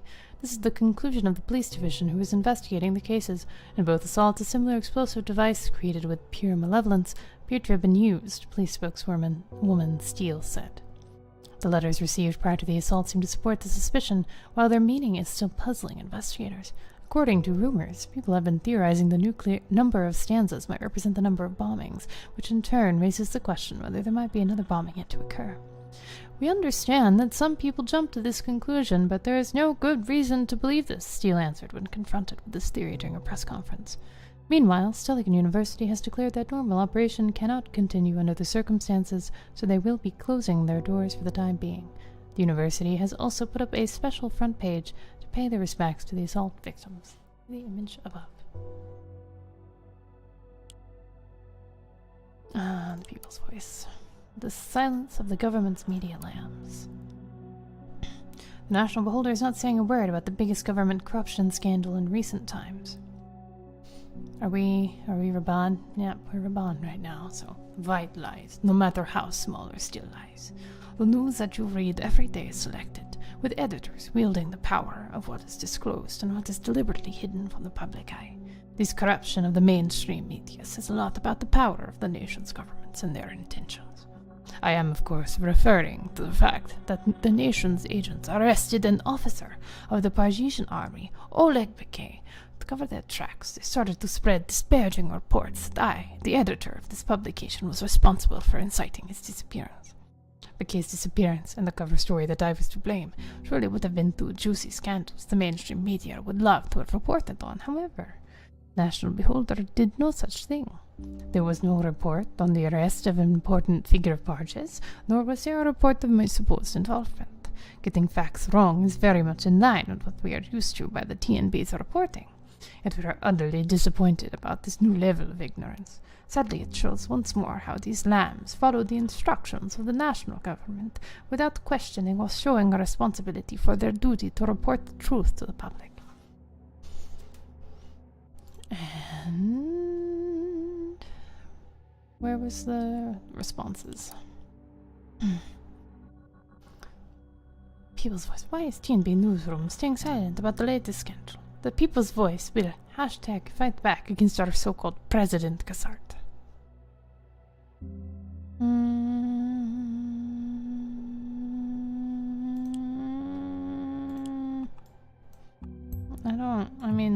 That doesn't necessarily mean fighting, but we'll fuck him over a little bit. I would have thought Raban wouldn't be satisfied with what he had achieved yesterday. I think he'll be most pleased to assist him with not being able to keep this promise. But to do that, we'll need to find out what exactly this attack comprises first. I don't think it's like an attack.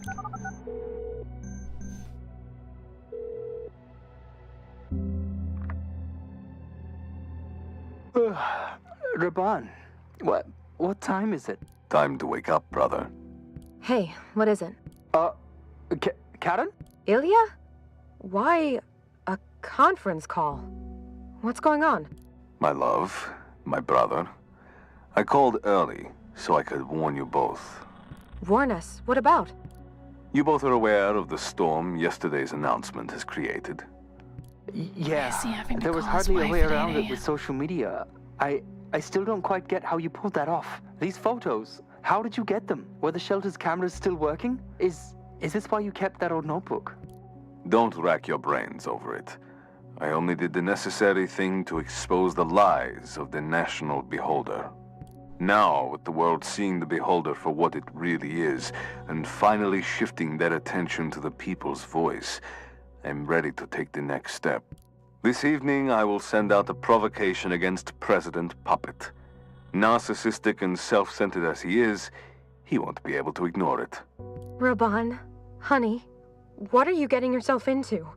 You don't have to do this. I'm not getting myself into anything. I have always been right at the center of it. What is this going to achieve? What do you want? What do I want? What do I want? I want my country back. I called to warn you about the consequences. The people's voice will gain even more attention, and it won't only be from our followers. The nation's government, Cassard's close allies, nationalists and patriots, they will all try to hurt me, find an excuse to arrest and extradite me, but I won't give them any reason to. And you won't either. Of course not. Leave us out of your plans, Raban. We want nothing to do with them. Don't you Why is she understand? speaking for It's not my Ilya? choice. They are not giving me an option. There's always a choice. No, not always. I'm relying on you both. If there is any weakness between us, they will find it, and they will exploit it. You are the only people that I trust. The only people that matter to me. I've got work to do now. Goodbye. Karen, are you... Yeah, I can't. Let's not talk now, please. Okay, in case you do want to talk, though, you know... I do. Bye, Ilya. Bye.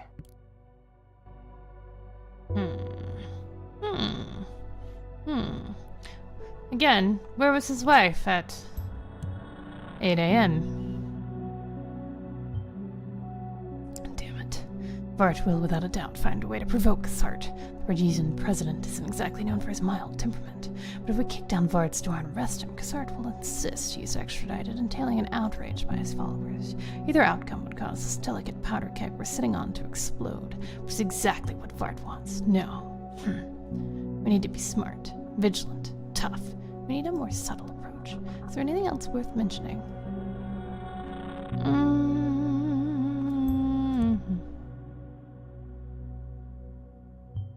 Ah, the hypocrisy. If Raban is so worried about his wife and his brother, why is he willfully putting them in danger in the first place? This makes me wonder whether Ilya and Karen have something worth digging up. You know, I'm curious about what it is. So I'm going to throw them under the bus because I want to know. Since we can't attack Vart directly, we're going to go after the people he cares about the most. Karen and Ilya, I want you to dive deep into their lives, dig up any dirt you can find, anything illegal or reprehensible we can use against them. I will turn both Ilya and Karen into target persons. You, agent, are now fully in charge of how to approach this. Investigate at your own discretion. I suggest you decide for one of them and pursue what seems promising to you, but the choice is up to you. I won't hold your hand. No matter what, keep in mind Vart has planned his provocation for the evening. Give me something useful before you can put it out there.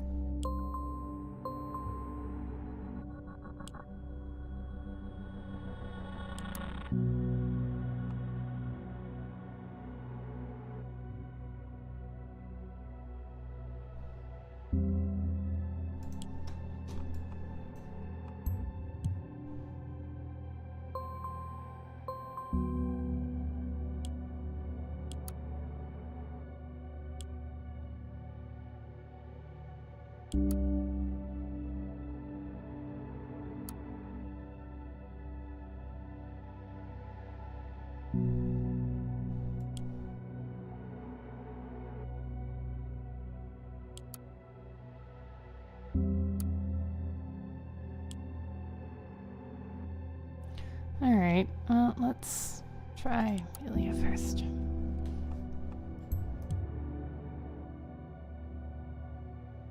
You are no Captain Catherine Janeway. Excuse me. Excuse me.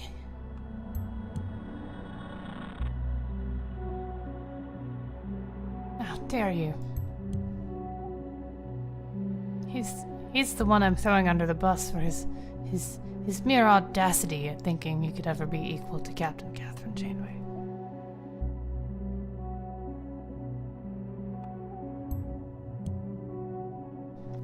So looking at my bank account, I gotta get myself. What if his brother's aware of these intentions? More interesting to ask how he made enough money to start over. He could just be bluffing, but it might be worthwhile checking out. I suggest you follow the money. I got myself cash to quit my Watergate job soon, then it'll finally be goodbye Bonton. OMG, mate, how could you do this to me? You're the only good person there. I must admit I'm a bit jealous, but I'm also really happy for you. Mate. No, I didn't see that coming. Good for you, Ilya. Congrats. Oh no, Ilya, sad to see you go. What the fuck? Aren't you chronically broke? This is terrible. How can anyone be so stupid to think this will change anything? It's a shame that the iconic monument is now gone. Are you kidding me? Wait. Are you kidding me, Ilya? This is clearly Blaine's fault. He's Australian now, I don't know. Driving all the attention to the perpetrator is distracting people from the real problem, that the growth of the nation is corrupt. Everyone knows this is fabricated. I think it's likely that this was done by the gov itself. It's all a big lie. Oh, that was the wrong guy. Whatever. Can't believe you're spreading this fake propaganda. You know, I guess Sumishi Iran will never finish 100 Great Shadows just for the latest blabberbashing between Yvonne and McDeal. Worst couple ever. Why are you posting this? It's some crap that you bullshit media outlet uses to try and distract you from the really important issues. Didn't realize you were into these romantic movies. You can watch it in the theater. But if they ever release it, but not, it would be weird to go see a movie like that by myself, and you know, since I'm still single. Sure, why not? Blaine, government is corrupt, that's a fact. People of Parges, thoughts are with you. Okay.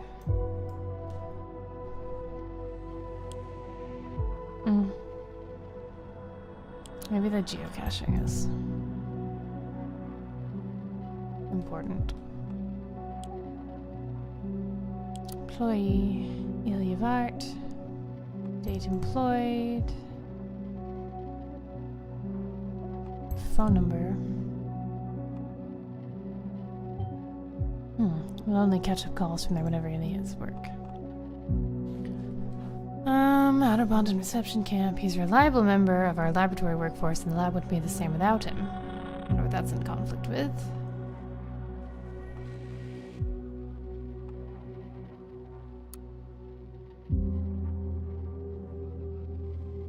Didn't log into this, and he possibly stole some medications. Alright. Missing supplies in Ilya's workplace, and it's unclear whether he was there or not. It smells dirty. We could somehow prove Ilya was present and able to steal supplies. We could go for an arrest on him. Check his alibi. Find out what he was doing at the time the supplies disappeared. My report now. His supervisor. Testing for the next supply drop for the armed forces. The unstable situation part is it's crucial to keep our peacekeeping troops survived at all time.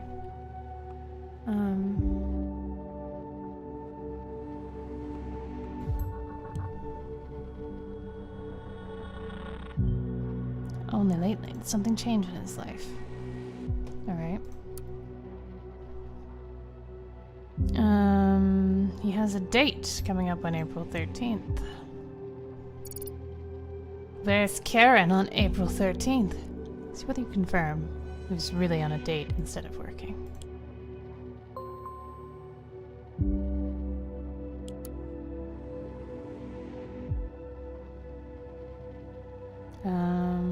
Kassart is a liar. Our president, Dinjan Shitface, Kassart, is nothing but a hypocrite. He is the one who incites conflicts. He never solves them. He waves politely at the press every time the cameras point at him, but this bastard has his own deep, dark secrets, and I will uncover them now. He clearly comes from a wealthy family with a history of trying to gain power over the country. He abuses his power and influence gained from having way too much money and used it to support the military industry. He's not even slightly interested in solving the conflict in our country. Instead, he adds fuel to the fire by manipulating people in order to do those gun lobbyists a favor. Turns out that these people are also his golf buddies. He's the most detestable human being that has ever walked on the surface of this earth. More reactions? Plain. Okay.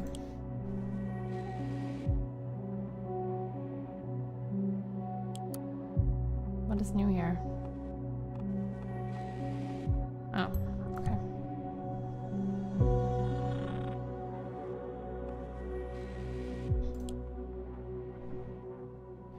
Karen's timeline.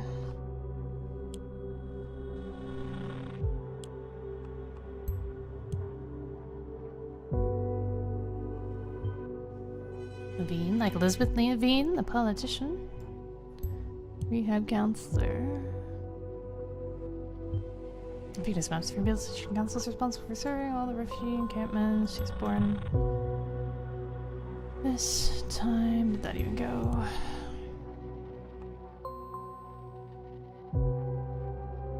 Thoughts and prayers.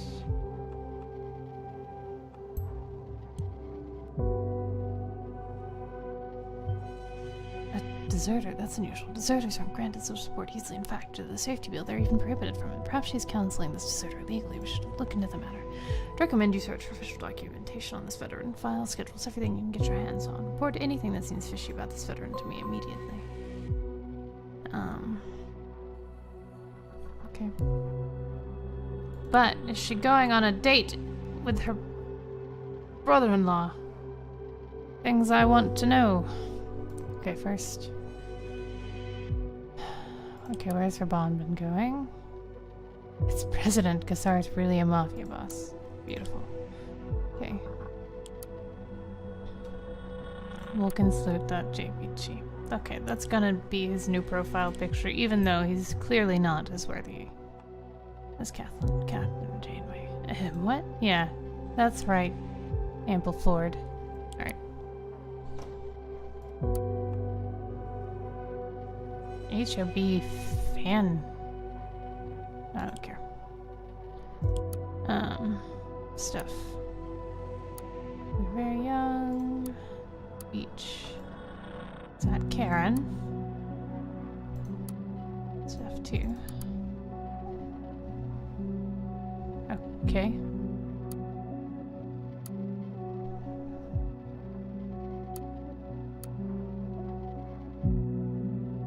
Is he opening his own website, I suppose?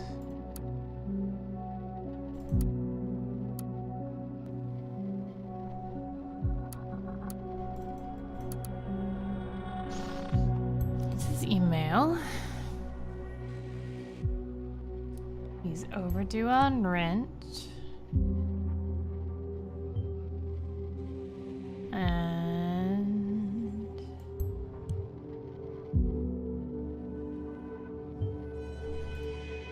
Here's his bank account. I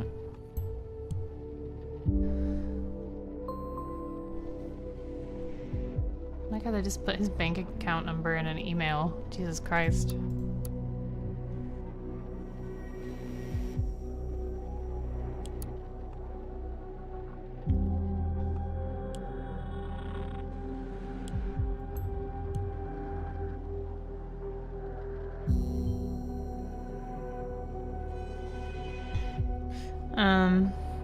Now he edited it. Okay.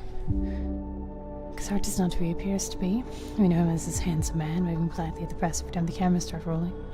Oh, excuse me, I'm not doing the accent, I'm sorry. He likes spreading pictures of himself helping children or shooting dangerous animals. But behind this facade of a public servant, the hero, the formidable presenter, lies a dark truth that has never been revealed. Until now. He owns the media. He owns the legal system. He has to. His family has been proven to be involved in an international crime network, one that sports a list of offenses that include drug trafficking, prostitution rings, and money laundering. Not to mention that his pocketbook also powers a slew of influential lobbyists that can ensure that Cassart is never portrayed in a negative light. Forget about solving the most destabilizing conflict that our beautiful country has ever faced. Instead, Cassart sits on his fat ass in the mansion playing virtual golf. Knowing the truth about Cassart and his endless chain of hypocrisy and lies makes it look even more hilarious that he keeps on accusing freethinkers and independent media like us of not sticking to the facts. We always check our stories and our sources are reliable. That's kind of funny that he just like Googled if they were.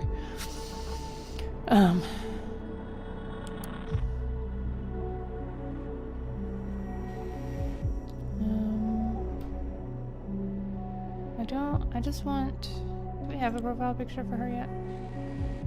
Karen? Oh, alright. But we do need... I really want them to be happening at a fair, I don't know why. That's all that I want. Insert location name or address. Okay. Right.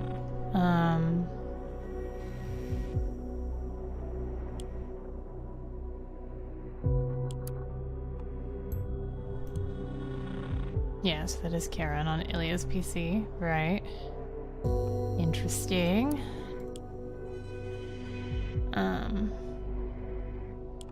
Is this really important? Okay, fine. I wanted to keep his Star Trek profile picture though. Damn it. Hands of blood sounds disgusting.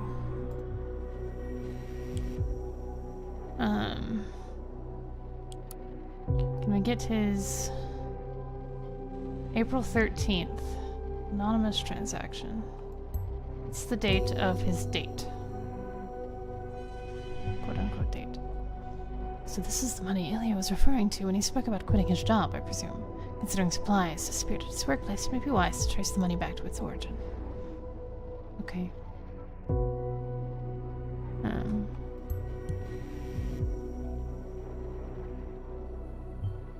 Pretty meager if you ask me. This is definitely not how you made enough money to start over. Right? Okay, but Oak Street, I guess. Not the safest part of town, especially if you're carrying cash.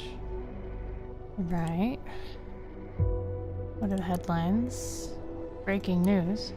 First suspect in connection with assaults arrested. Woman arrested in connection with recent attacks in Boston. Bonton. Sorry, totally not Boston. Bonton. A couple of minutes ago, the Bonton Police Department reported that an arrest in connection with the recent bombings in the capital has been made. A young woman has been brought into custody thanks to investigated efforts of a special task force, police spokesman Kaufman said. How the woman is related to the bomb attacks, Kaufman did not cover. However, it is rumored that the suspect is well known to authorities by other incidents.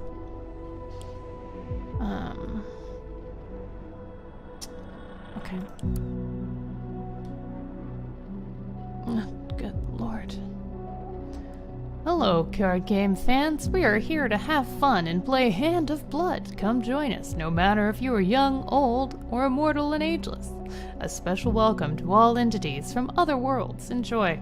Our House League. The Hand of Blood Fan Club House League is an ongoing competition among all our members that dare to participate, compete with friends in annual seasons, and crush them all with your skill. Our tournaments win more than $10,000 in cash prizes at our very own tournament, the HOB Fan Club Major, but it gets even better yet. Every 2 years we host the largest HOB in the nation, the National.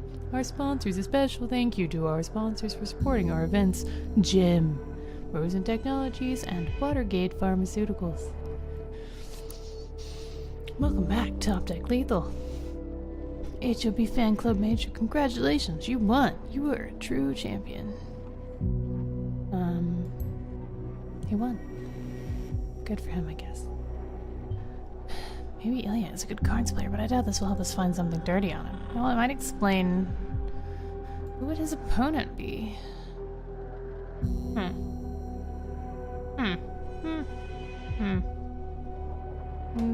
What is this gonna be? Is Karen? Card player? No. Okay. Thought I'd try. Is Rabban a card player? Or this guy is I don't get to. Okay, fine. Rabban? Are you a card player? Probably not, but we can always try. No. What's he playing? Cards with spies for the nation? No. Oh, sad. Okay, fine.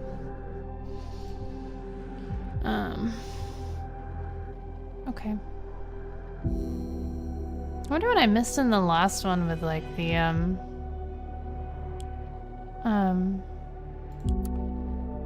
a location, name, or address. Where's Ilya's apartment address?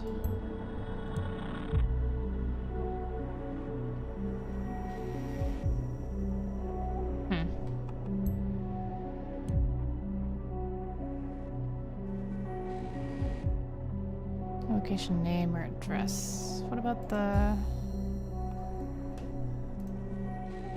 Oak Street?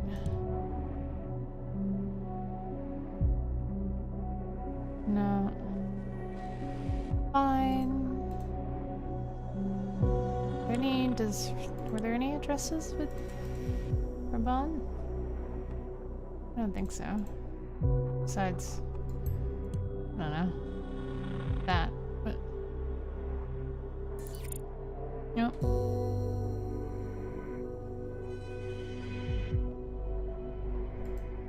Interesting.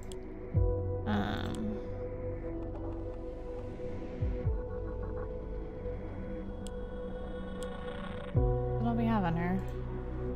Right. Okay. Rehabilitation Council. What we do. The Rehabilitation Council helps people affected by the consequences of war, especially those who have experienced severe injury, torture, loss of housing and family members, and other possible causes of PTSD.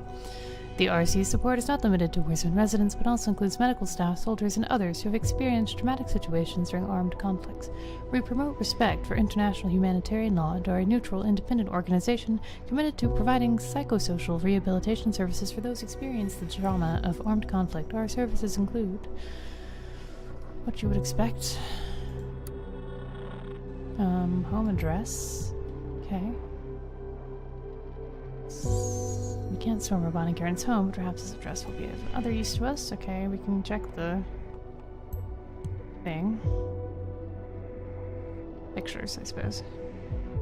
How does a National Army veteran fit in here exactly? Maybe by making up the whole... I've been making my mind up about this whole card playing thing that Ilya has going. He won a tournament playing cards. We should rule out the possibility that he received private money from a match there. Yeah, I know. That's what I was trying to do earlier. Where's...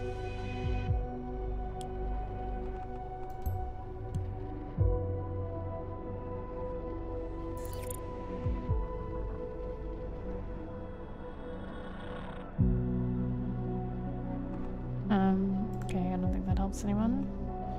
Ilya.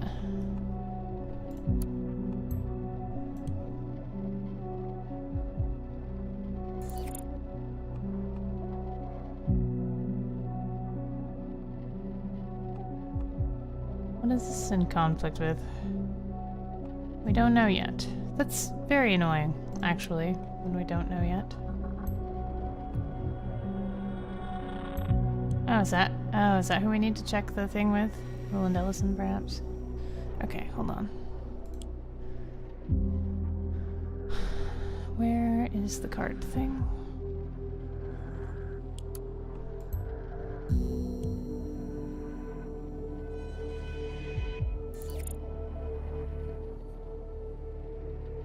Yep, he won prize.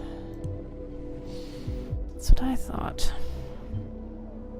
That much money from a card game tournament. Perhaps I should consider playing. Anyway, now we know the money isn't for the missing supplies, so it doesn't mean Ilya is off the hook yet. It's still unclear whether he was at work or not at the time of the supplies disappearance. Keep looking into the date he mentioned. Right? Seems like a new hashtag is trending on Blabber. You're gonna love this one. Have a look.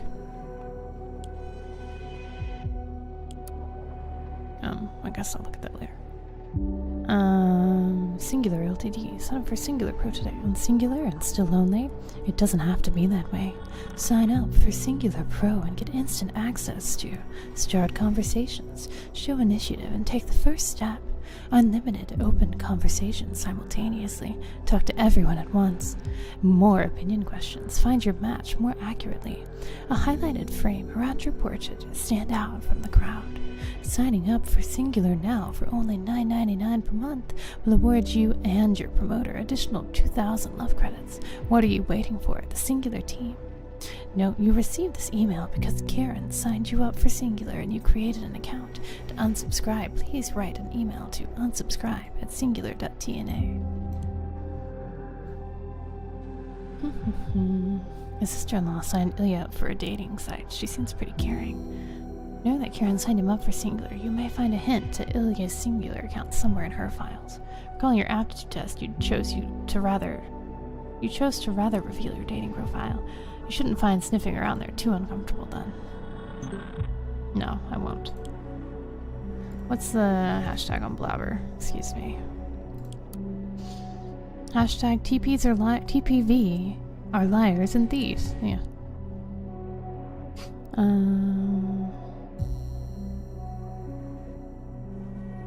Ilya would never steal. There's an internal investigation order against Ilya. Disputed supplies. Don't believe. Okay. What did you guys, like, let that out or something?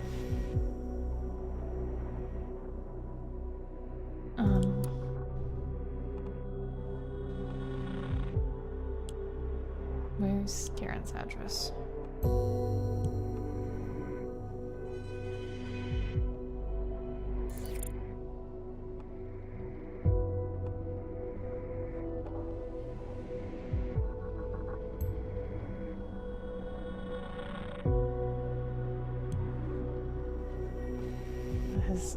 Does that help anything? Excellent. I guess it did.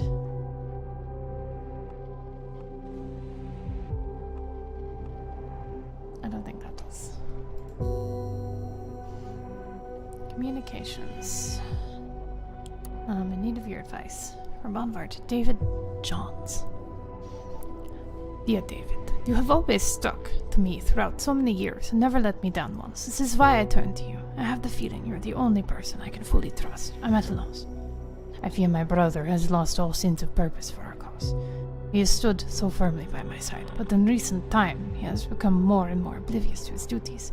At times I think he's outright rebellious even at the brink of throwing it all away, leaving me behind. Today I get to read on Blabber, of all places, that he is supposedly stealing supplies from his employer. I don't quite know what to make of that. It could be well-placed defamation. I am used to that, as you are aware of, but something tells me there is more to it. I feel I am lacking the strength to continue with what I am doing. The road to achieve a truly free, peaceful Barja seems even further away than ever. I need your advice. Tell me, am I still on the right track?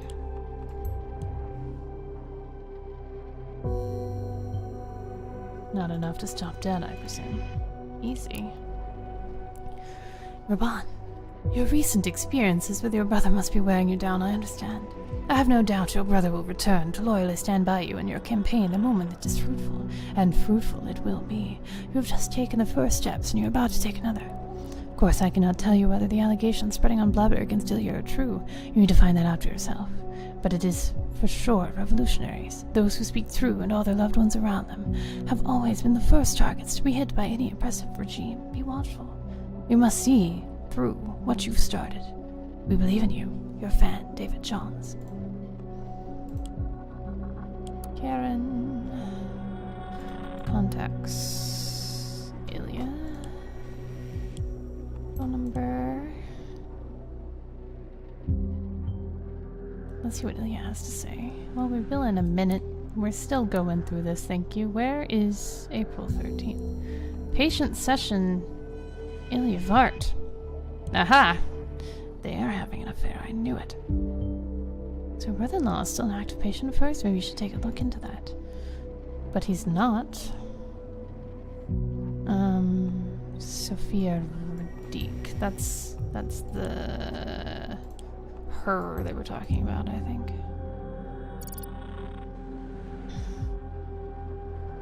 Really? That's nothing? Is Alexi a woman's name? Wow.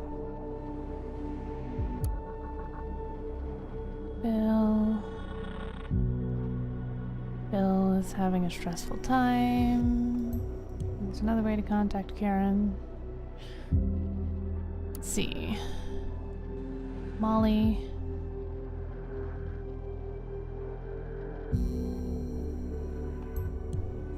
We're running out of time. We have to do it before 6.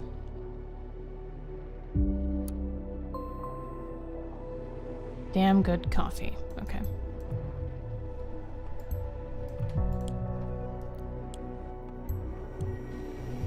I do want to go back to,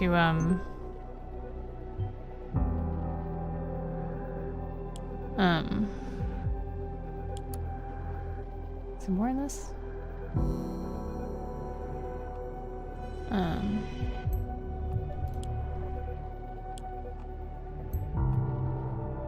Oops.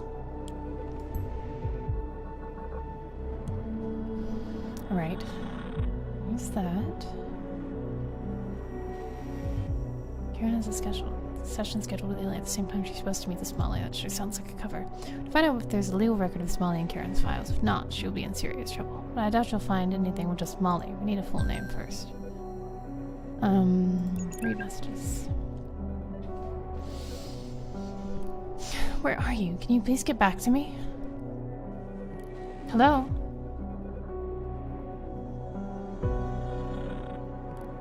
Oh, hey, Karen, what is it?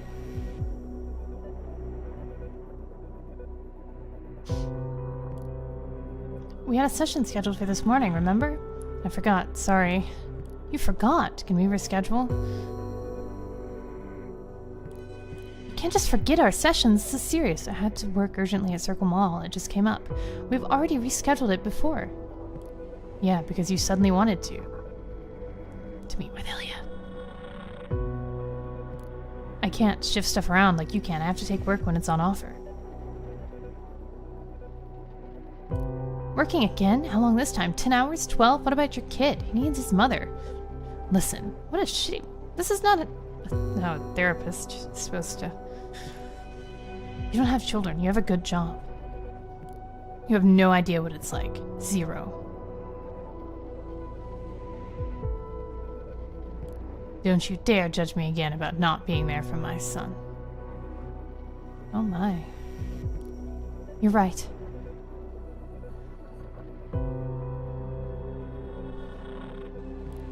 I don't know what it's like for you, sorry, but only because you're being so reclusive. You're pulling out of everything, slowly, steadily, stonewalling.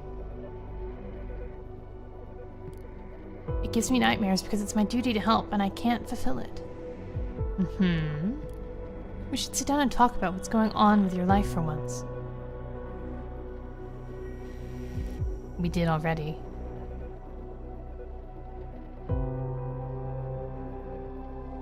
Slow diapers.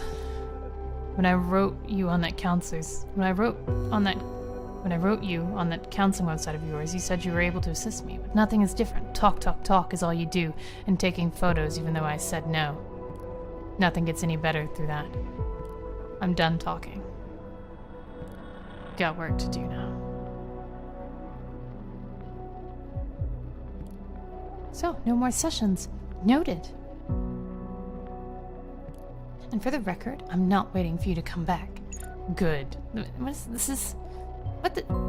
the fuck? What kind of therapist is Karen? Jesus. Huh, yet another hashtag trending. Someone has been busy. I'm more interested in finding out if they're on a date. He said he was at work Thursday, but... Okay, first. Draft. Oh, okay. He's changed it again. Let's read the new version. Clark is not who he appears to be. We know him as this handsome man, waving plenty at the press every time the cameras start rolling. He likes spreading pictures of himself, helping children, or shooting dangerous animals. But behind this facade of the public servant, the hero, the formidable presenter, lies the dark truth that has never been revealed until now. Cassart does not win elections, he buys them. He controls the democratic process by purchasing media power, publishing fake stories about his opponents, and then eventually silencing them with threats or a payout. With the opponent out for the count, who cares if the vote count is fabricated? Cassart does not send ancillary troops to the areas of conflict and parties. He does not send food or medications, he sends soldiers and bombs. Instead of solving conflicts, he causes them. The media won't report on his actions, neither in parties or the nation. He owns the media, and he owns the legal system. He has to. His family has been proven to be involved in the international crime network, one that sports a list of offenses that include drug trafficking, prostitution rings, and money laundering. Not to mention that his pocketbook also powers a slew of influential lobbyists that can ensure that Cassart is never portrayed in a negative light. Forget about solving the most debilitating conflict that our beautiful country has ever faced. Instead, Cassart sits on his fat ass at his mansion playing virtual golf. Knowing the truth about Cassart and his endless chain of hypocrisy and lies, I have to wonder why he feels so threatened by free thinkers and independent media like TPV. Perhaps it is because we cannot be bought. He screams that we need to stick to the facts, but the truth is being called a liar by a fraud like Sartre is about as offensive as being called smelly by a pig sitting in his own shit. Nice. Silencing.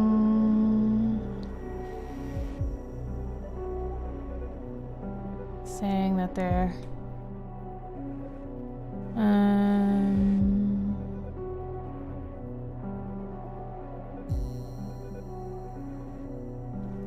people's secret meetings. Singular.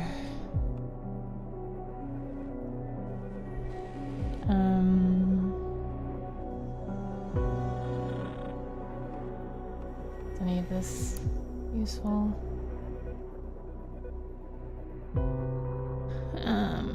No. Interesting.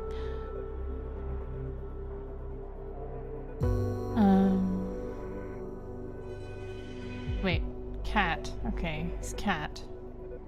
Cat person, but dogs. Oh, he does not like dogs. Okay. Thought that was like, never mind.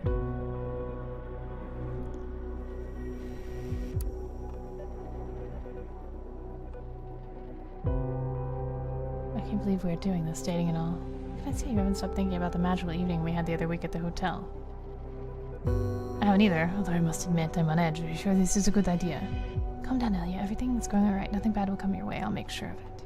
I'm doing a lot of thinking now. My brother's reach seems to grow stronger and stronger each day. As to his crackpot theories about who are wronging him, who's watching him, and who conspires with him, whom to ruin either party's or his reputation. I can't even take a piss without him timing me these days, or at least that's what's beginning to feel like. I don't know how much longer I can stand this. Distance, articles. Maybe I should take a break. You don't have to always stay. Want to meet again?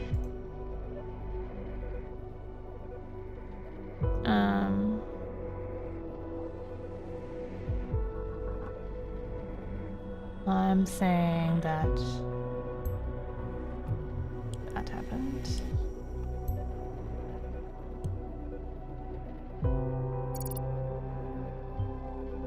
So he was on the date at the time. This means Ilya is off the hook. We can't get him in for having been on a date. But what if Karen is Mary P?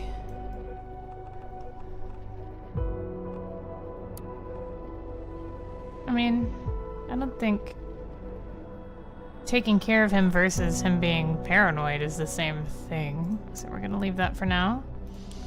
Okay. What is... I'll read this.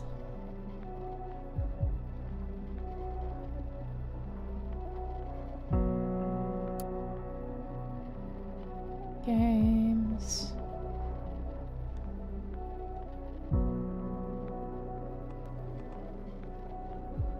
Okay.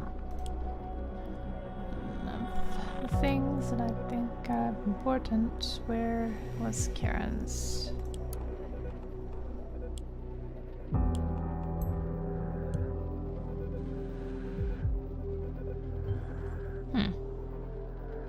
Session with someone who isn't an active patient.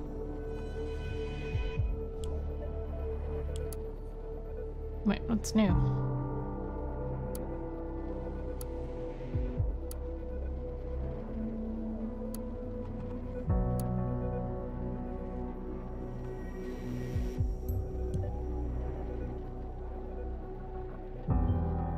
Is there an website? Okay, so that's what was on Ilya's whatever.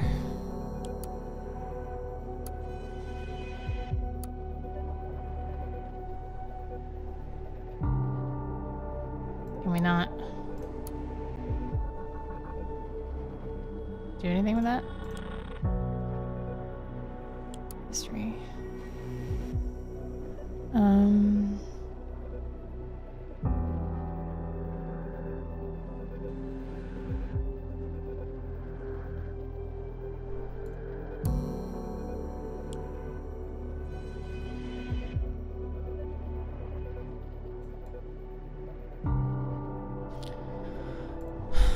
Bonds files. I guess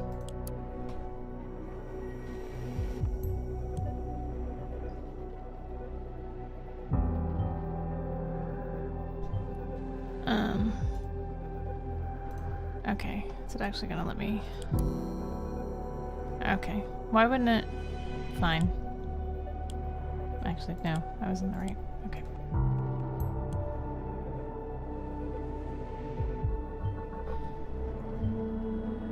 Good work. Seems not even her husband is aware of this little side business she has built up here. No, 1 more hour. We must prevent this. We must. Okay. Read her messages.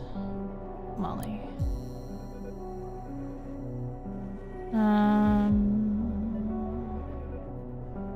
Insomnia, low wage job, finding a person to speak to. PTSD.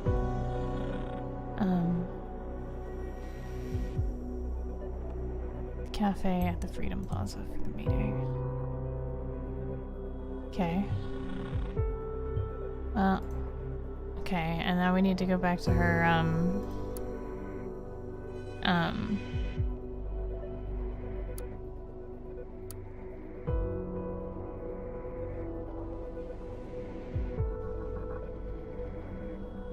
Bill, Molly.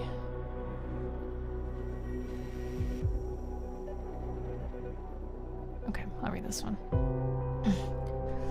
I'm a veteran of the Army of the Nation. My career was promising. I served for 6 years, was in charge of my own squad, and was a well-respected combat engineer. I was dishonorably discharged in 2011, shortly after I went AWOL because of personal issues.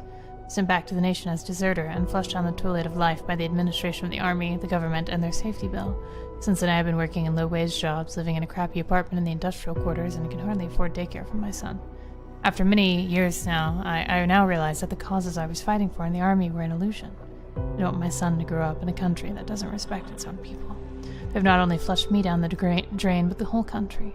This government sucked up all my vitality just to spit me out again. All I am left with is anger and a huge urge to keep my son safe from all this bullshit. So... is that useful? First, before I do that, we're going back to... what's new? Just because we didn't read those, that's fine. Where are her pictures? Again.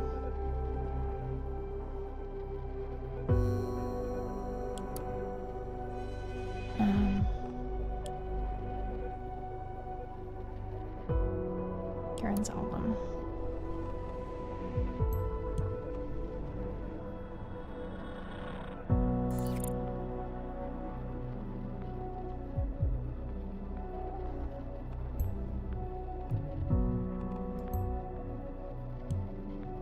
Nina Maternova. Okay, that connects to the first episode. Well done, Nina Maternova it is. As you have her name, it should be possible for you to obtain official documents on Nina. Read messages. Karen. Did you meet up with Ilya yesterday? Oh shit. What? Where did you get that idea?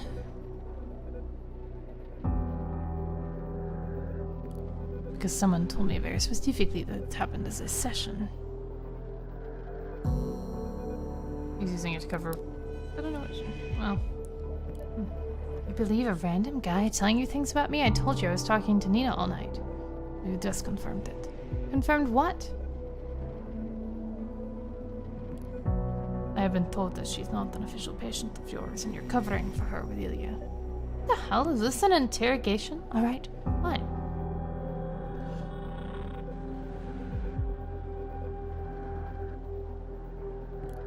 You're right. Nina isn't official business. I'm counseling her, but as far as the council is concerned, it's for Ilya. Why did you lie to me? You should have told me. It's not exactly legal, that's why. Are you out of your mind? You've been taking care of that army woman all night illegally? See, this is exactly why I didn't tell you. Type faster, Raban. I will not allow you to threaten the reputation of the people's voice. Sorry, got a little out there. Oh. You don't get it. To you, it's all about TPV and your reputation. Some people actually care about others, no matter what. I've got to go and check on someone. Karen. Someone who actually needs me. I am sorry.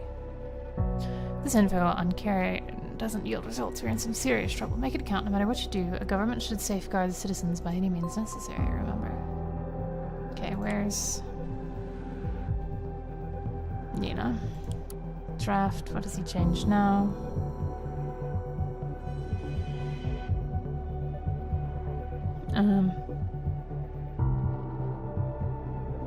That's okay, yeah. Actually, that is a good way to describe Cassard. A pig sitting in a big pile of his own bullshit. He is no leader, he's a criminal. Corruption, greed, and the huge amount of dangerous, consolidated power has caused parties to go down the drain, and this narcissistic bastard is to blame for it. I guess this. Jackpot. She admitted to misusing Ilya's funding for Nina Machinova. Brilliant. We can take her in for that. Now the only thing missing is Karen's current location. Then we can make an arrest. This is the way you want to approach this. Once you do upload the whereabouts, there'll be no going back, so make sure this is the way you want to go. If you conclude you have enough time left, we have enough time left, you may want to look around for other possible approaches before committing to this one. Hey Nina. Hey. I mean, that thing's in an unhealthy state. I wanted to apologize. Where are you right now? Still at work. Circle Mall at the Central Plaza. Don't come here. I've gotta work. Nina, I was wrong.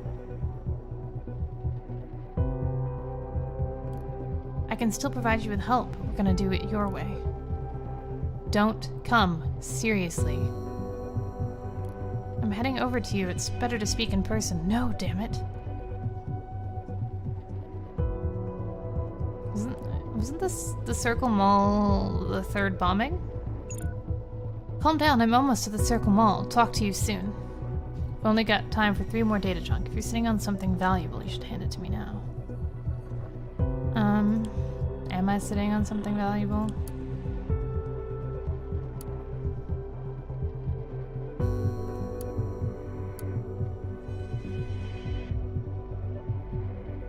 I don't think so.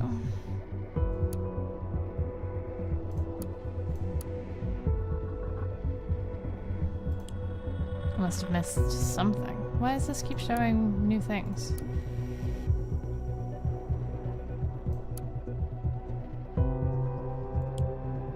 Oh.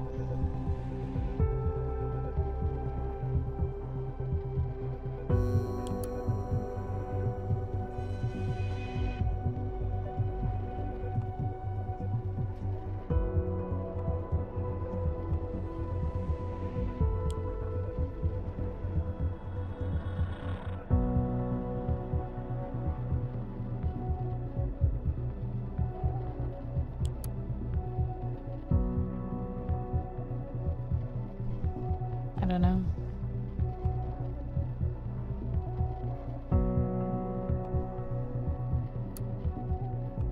I'll throw that in, but I don't think it helps anything. Let's see. Yeah, I didn't think so. Okay, we can do one more thing and then we're gonna have to throw in her location. Let's see.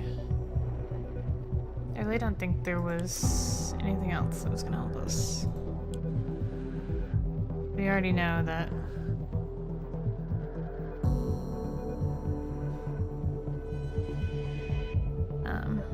dude is why does this keep showing new things?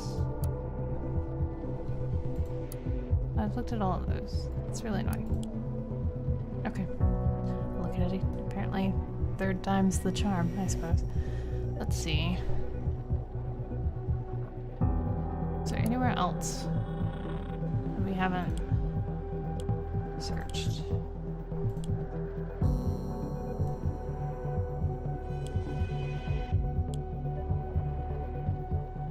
Any locations? From anyone? Has she ever been to Farges? Didn't think so. Alright.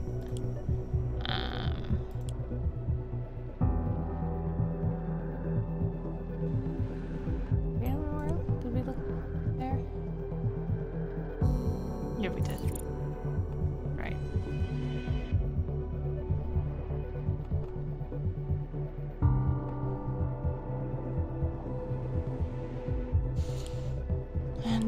addresses with Ron. I don't think so. Not that matter.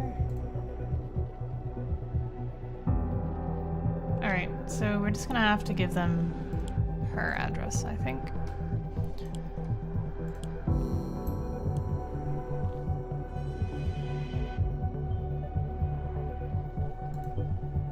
She's sending the intervention team immediately. Done. The team is on their way. Let's see whether Raban remains so cocky after his wife is arrested. I should have just, like, not done anything, because I wanted, dude to upload the thing, actually. Karen, I didn't mean to... Raban, I don't have the time right now. Where are you? Why is it so noisy? I'm at the Circle Mall. Just arrived. What for? Going after Nina. Like I said, she needs me. She should be right here. She told me she was at the plaza. Guess what? She probably told you a fake location so she could avoid you. Did she even ask for your help? No, but she is a very vulnerable person. Karen, gonna She's just die. too proud to admit it. Damn this woman, what is wrong with her? I cannot believe she would blatantly lie to me. We were making progress. Maybe Nina is still working for the nation. Maybe they placed her in your care to drive a wedge between you and I. Don't be ridiculous. She hates the government even more than you do. You two would get along famously. She knew you would come after her. Out there, completely exposed. Think about it. You should hear yourself talk. Not everyone is your enemy. You are so paranoid. Karen, listen to me. Get out of there. I don't like this. Get It out all of there. feels very wrong. To Run, you, Karen. everything feels wrong. Always. There is no... Back away from the trash bin. I want to see your hands above your head. Karen? The phone. Put the phone on the ground. What is going on? Are you all right? Karen! Wait, that's not the team I dispatched. Who took Karen into custody? Our team is reporting that they're still en route. Something is going on at the mall. Let me check in with command. Agent, I've got someone here who would like to have a word with both of us. You should offer some clarity. It's Simmies! Or Symes. It's him. He's back. God, what voice did I do for him? Shit. I don't remember. Well, my apologies. I'm Sims, the advisor on the Bonton bombings case. There have been interference between our two cases. My investigator has determined there might be an explosive device hidden at the Circle Mall. Therefore, we have called for an evacuation. Seems one of your target persons, Karen Levine Vart, was present at the site with the device next to her. I don't believe in coincidence. We had taken her into custody to investigate whether she is involved in the bombing attempt. No need to worry, Sims. This is quite marvelous. Excuse me, I don't understand. You don't need to. Thank you for the report. You're dismissed. Very well, then. Good luck. It's exactly what we need right now. If this doesn't cause Raban to react, nothing will. I wonder how long he will take to find out that... Already, the people's voice has a new announcement. We should tune in as soon as possible.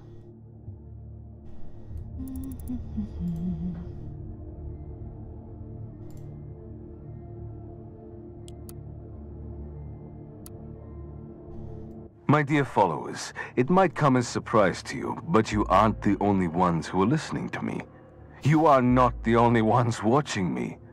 The government has been after me for a long time, snooping and prying into my personal life in a feeble attempt to discredit me.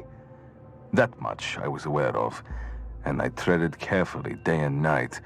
But even I could not have anticipated the methods they would resolve to. Instead of attacking me, the Resort declared to. enemy, they went for my poor wife. Karen, who has always stood both loyally and supportive by my side, has been arrested on false allegations of misallocating funds from her employer. What a preposterous lie! She's being held hostage in a conflict that isn't hers. But I will not shut the people's voice down, neither now nor ever. I owe it to you, my supporters, to speak out loud what needs to be said. I won't allow anyone to intimidate me. No, I will not stop. I will fight back, and more furiously than ever before. I will go after them, just as they went after my wife. I will pick their precious lies apart one by one and expose their misdeeds so they are plain to see for everyone. All of you shall be witnesses for the truth. I'm proud of you, Agent. You managed to do exactly what I asked from you. There's no way there's going to be provocation from Raban after this. Even if he did something, no one would be talking about it. You may log off for today. We'll see what tomorrow brings. But I don't think Raban will do us any favors and simply go away. Okay. But I kind of want to throw in another data chunk to hit 6 p.m. to see if he does post anything. Where's a random data chunk to throw in? Are they gonna let me throw one in?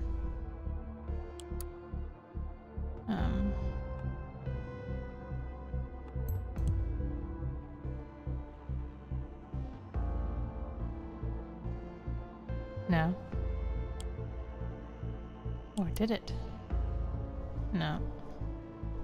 Well, fine. Oh, it's still saying it. I've clicked on all of these. Okay.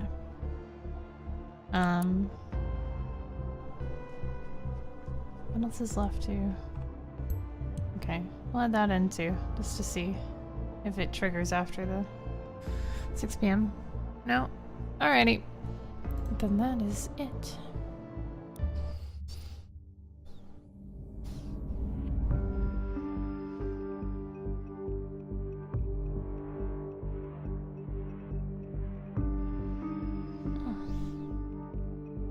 Alright. Episode 3, Synthesis, but this is where I am going to end it today.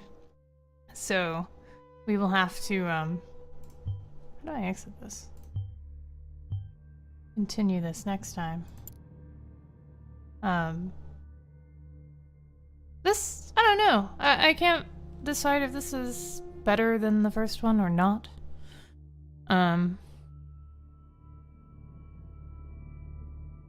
With the voice acting, they forced me to do a shitty Russian accent, whether I wanted to or not. So there's that. Oh, hello. The prettiest tree on Mount. Thank you for the subscription. Welcome to stream. Now that I'm ending it. What was I saying? Words? Right, I'm not sure if this is better or worse. Shitty Russian accent. I don't know. It's weird. I wish that I hadn't deleted my Orwell files because I am pretty sure I didn't stop the bombing at Central Mall when I played it. So Karen would be dead. Anyway. So that's that, but we will continue this next time. I don't know how many episodes there are in this one. I think there were 5 in the other. These seem to be shorter, possibly. I'm trying to think how long it took me to do them in the other one. But anyway, it was fun. And now I'm going to go.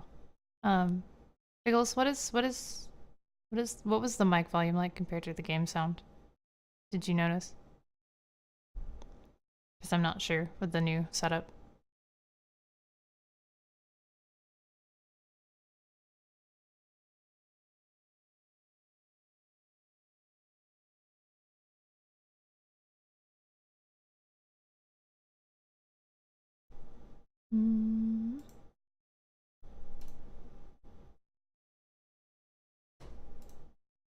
Good? Okay. I had to turn it up even more than I had to turn it up for Atlas, actually.